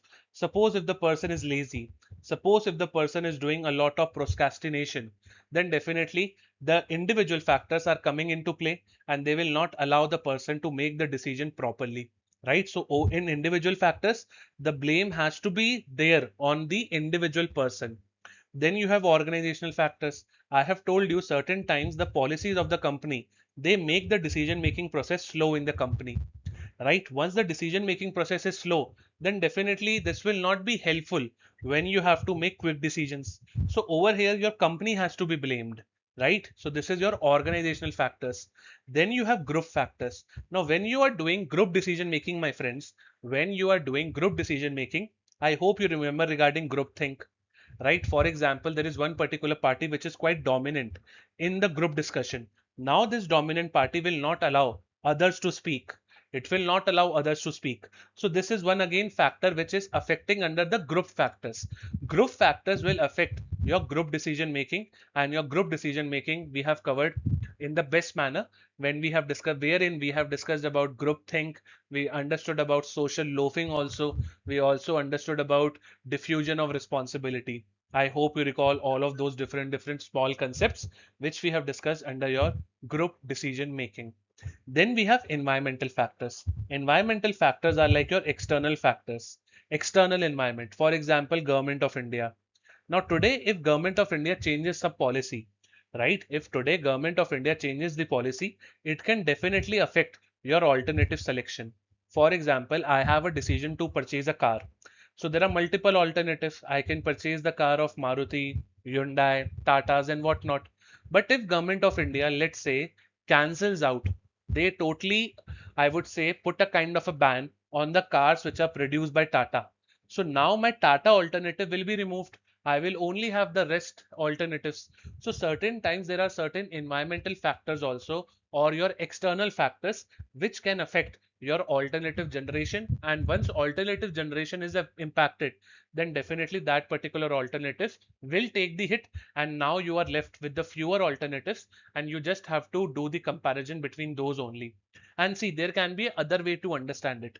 For example, if Government of India is promoting, let's say, electric vehicles, now in my alternatives I can keep another alternative which is like dedicated to electric vehicles, right? So the overall point is that certain times your environmental factors or your external factors can directly impact your decision making, and once they are impacting your decision making, it will create a kind of a imbalance situation or a kind of a new addition in your alternative generation, right? So these are different factors which affect your decision making. Now my friends, let's move forward, and now we have to understand the different concepts of management which are related to decision making.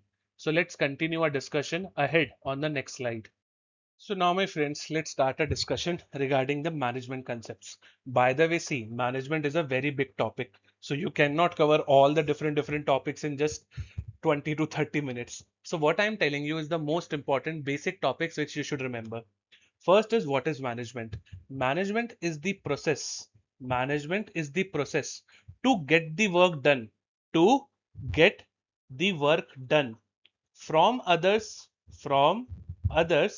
through coordination, through coordination. This is what the definition of management is. Again, repeat with me. Management is the process to get the work done from others by coordinating their efforts.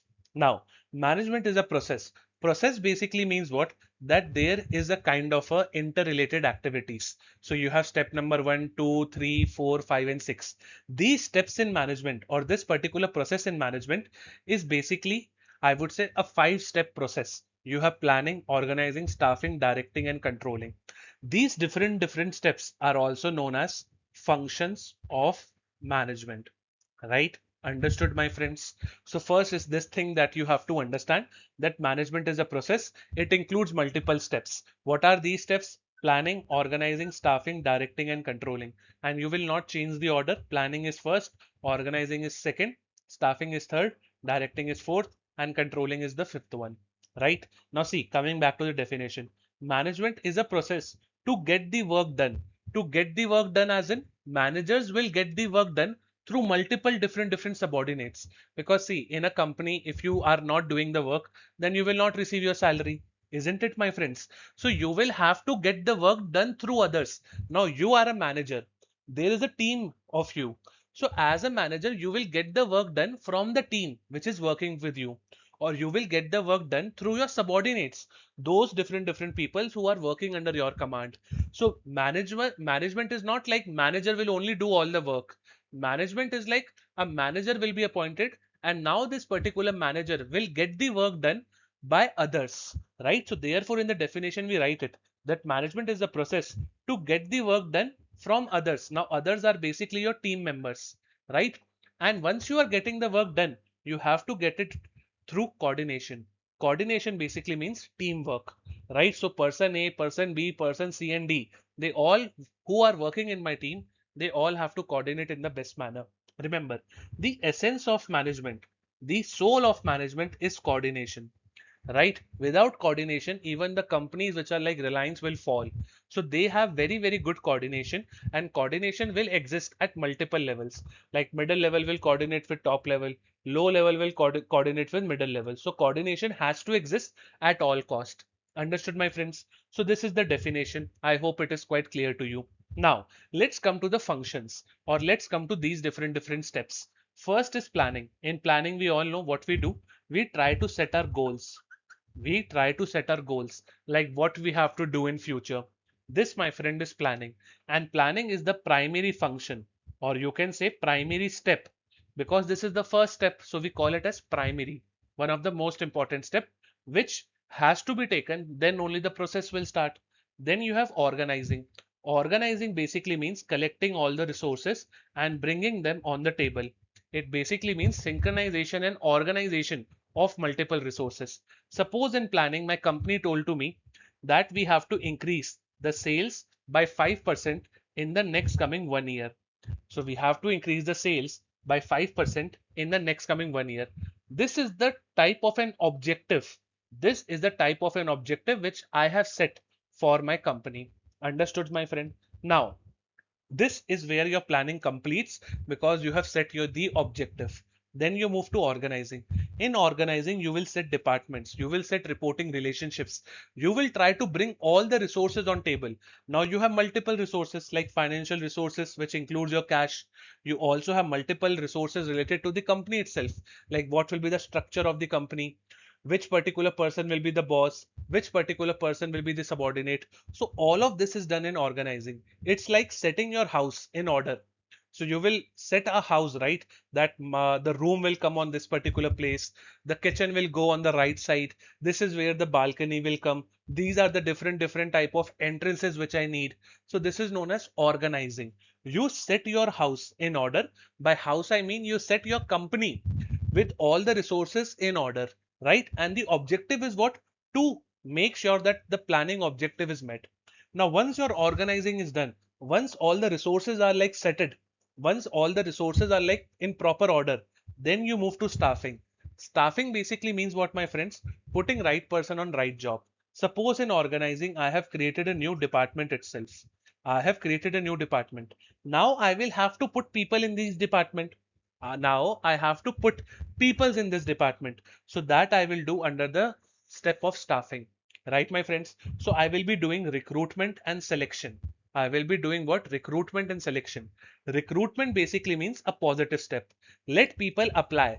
Let people apply. So during phase 1 of your NABARD grade A exam, NABARD is conducting the recruitment stage, right? So anybody who fulfills the eligibility criteria can apply for the exam. The moment phase 1 starts and once the results are out, then the process of selection starts. Selection is negative. Now recruitment is positive. It means what? That let people come, let them apply. Now once the exam starts, then your selection process starts. In selection process, only those people who are able to clear the exam will move ahead. So it's kind of a filtering out. It's kind of what? Filtering out. So first you do recruitment and then you do selection under what? Under staffing. Understood?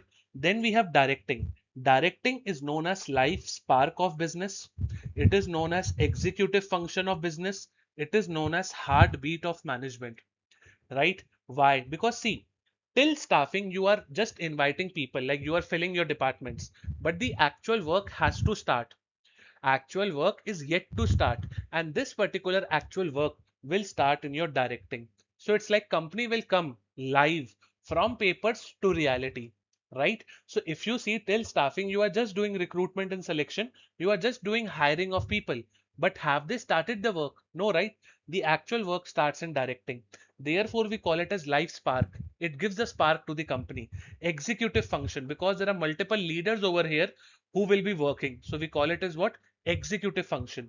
Then we also call it as heartbeat, like the most important part of your body is heart, right? In a similar manner, the most important function when it comes to, I would say, the overall process of management is directing. If you see, planning, organizing, staffing, directing, and controlling, all of them are important, but directing has a special place because from this particular function, the actual work starts. Understood, my friend? Also, please remember that directing includes four different components. They are your motivation, communication, supervision, and leadership. Motivation is like pushing people that you have to go towards a goal. Communication is like communicating things like what I am doing right now. We both, like, I am communicating the concepts. You are listening it, and you can give me your feedback that how the classes are. So for that you have to drop a comment, by the way, right? And then you have, I would say, supervision. Supervision means to keep an eye on the people who are working under you. Are they working in good manner or bad manner? And then you have leadership. Leadership means pulling your entire teams toward the company's objective. In motivation, my overall objective is that I have to push one individual towards the goal. But in leadership, I have to take the entire company, all the different team members towards the goal of the company, right? And last but not the least is your controlling. Controlling is that particular stage, my friends, wherein you will compare your actual results. You will compare your actual results to the standards. So my standard was what? That the sales should increase by 5%. Now, once the 1 year completes, or let's say 6 months complete, I came to know that the sales have increased by 10%. Right? This is a very favorable case. Your target was 5, but you have achieved 10%. So you have like exceeded your target, and this particular thing is very, very good. So all these steps of management were performed in the best manner. But there can be a deviation also. Deviation means that you have missed your target. So for example, the target was 5%, but I have only been able to reach 1% only. So there is a deviation of 4%, right? My target was 5, but I am able to reach only 1%. So there is a deviation of 4%. Now, this deviation can come due to multiple issues.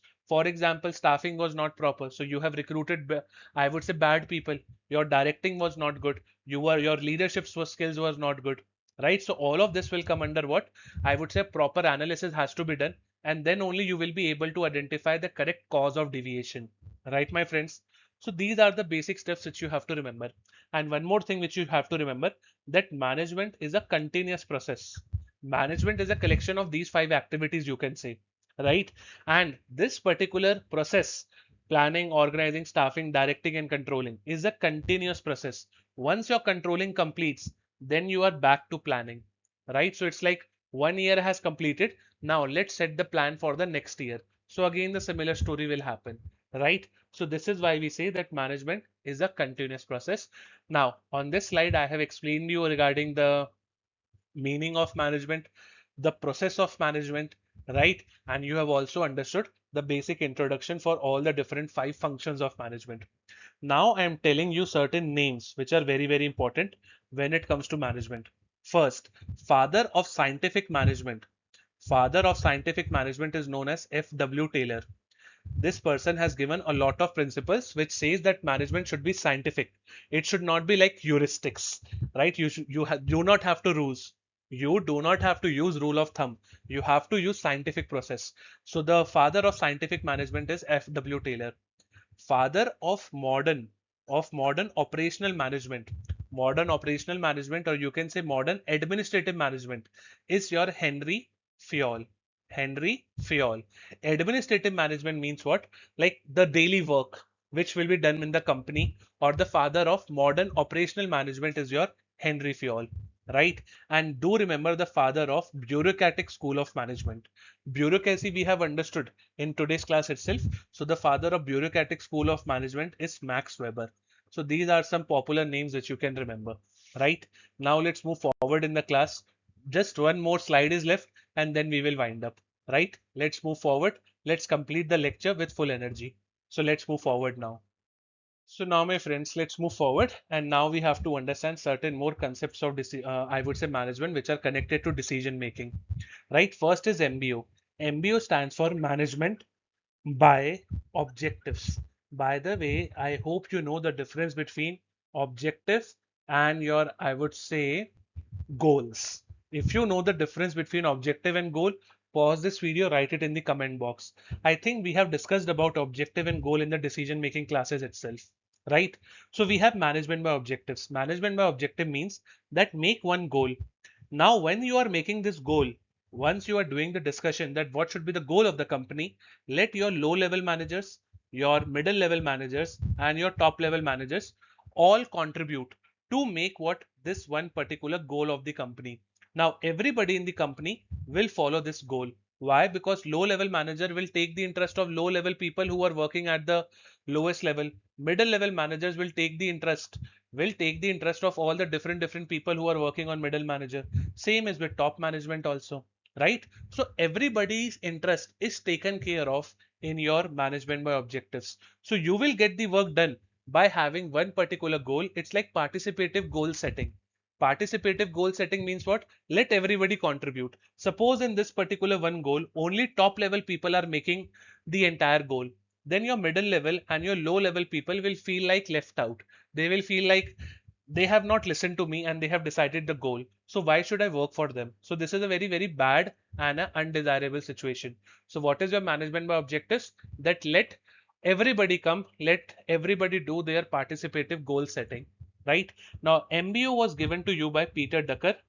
Peter Drucker, again a very important name when it comes to management. And management by objectives is also known as management by results, right? So this is again a small factual information which you can remember. Then we have what is span of management. Span of management is basically how many people are working under my direct command. Span of management is also known as span of control. It is also known as span of supervision, right? Now let's say that I am the superior, right? By the way, I hope you know my name is Jalaj, right? Now, if Jalaj has, let's say, 3 people directly reporting to him, then the span of management will become what? 3. But if Jalaj can handle, let's say, a team of 10 people, then your span of management will become 10, right? So it's like how many people are directly reporting to you, or how many people are directly reporting to a manager. So that number becomes your span of management, right? Then we have delegation. What is delegation? Delegation means that you have shifted the work from yourself to the other person. Suppose your mom and dad told to you that you have to go and buy certain vegetables, but you are busy, you are very busy, you are occupied. So you delegated this particular work to your sister now, or to your other sibling, right? Now this sister or this other sibling will go and do the work which is to purchase the vegetables. Similar thing happens in management. Certain time certain time your top level employees are very busy. So what they will do is they will delegate certain work to middle level managers. Middle level managers will delegate or shift the work to lower level managers, right? So delegation means that you are shifting the work. You were busy, so you have given the work to somebody else. Suppose, let's say that Jalas sir is not that much, I would say healthy today. Touch wood, I hope I remain healthy. And let's say that if something happens to me, touch wood, if something happens to me, then I will give this delegation, I will give this responsibility to record the classes of decision making to somebody else, right? So this is known as this is known as what? Shift of work. You have shifted the work to somebody else due to some n number of reasons. So this is known as delegation. Now remember, in delegation you are just shifting the work. You are just shifting the work, right? But what is decentralization? Decentralization means that you have distributed the power. You have distributed the power all across the company, right, my friends? So under delegation, the scope is less. It's like I am just shifting the work. But under decentralization, what is happening? That entire company is empowered. So your top level employees are distributing a lot of power to the lower level and to the middle level. So the scope of decentralization is very high, right? I hope you are able to get the concepts. Now, there is two more concepts which you have to understand, or rather just one more. The concept of just a minute. Now, this concept is known as centralization, right? Centralization. Centralization basically means that one person is having all the command. Like you would have seen in North Korea. You would have seen in North Korea that Kim Jong-un has all the command in North Korea. But the opposite of centralization is decentralization, like we have in India. You have your president, then you have your prime minister, then you have state chief ministers, and then there is another bureaucratic different layers. So power is getting distributed. So decentralization is like distribution of power from your top level to multiple different levels. This is what you have to remember. And if you compare decentralization with delegation, delegation is like smaller in scope. You are just distributing your work. You are just shifting your work from one person to the another person. But in decentralization, entire company will be involved. So for example, if you have top level employees will give the power to multiple middle level managers, right? Middle level managers will further distribute the power within their team, and they will give certain power to your lower level managers also. Though, so the scope of decentralization is quite big as compared to delegation. Understood, my friends? So this is what you have to remember regarding some most important concepts of management, right, my friends? So now let's move forward in the class, because we have tried our best to cover every component of decision making, right? So let's move forward now. So now, my friends, we are back on the topic of decision making, and I hope you enjoyed the today's class, although it was long, but finally, we have completed all the topics related to decision making. So entire index is now green, which means that the entire topic of decision making is over. Now, my friends, you have two things to do. First, open your revision notes and revise through the revision notes, right? At the same time, solve previous year question and give a lot of MCQs. This, if you do this much, then I can give you an assurance that yes, you will clear your decision making cutoff with these, right? So just revise with revision notes, solve previous year question, and give a lot of MCQs, which we have already uploaded in your course, right, my friends? So this is where we sign off our decision making classes. I hope you enjoyed the concepts, and I hope you enjoyed this journey of completing decision making with me. That's it. Now I will meet you in some other different class. Till then, be happy and stay safe.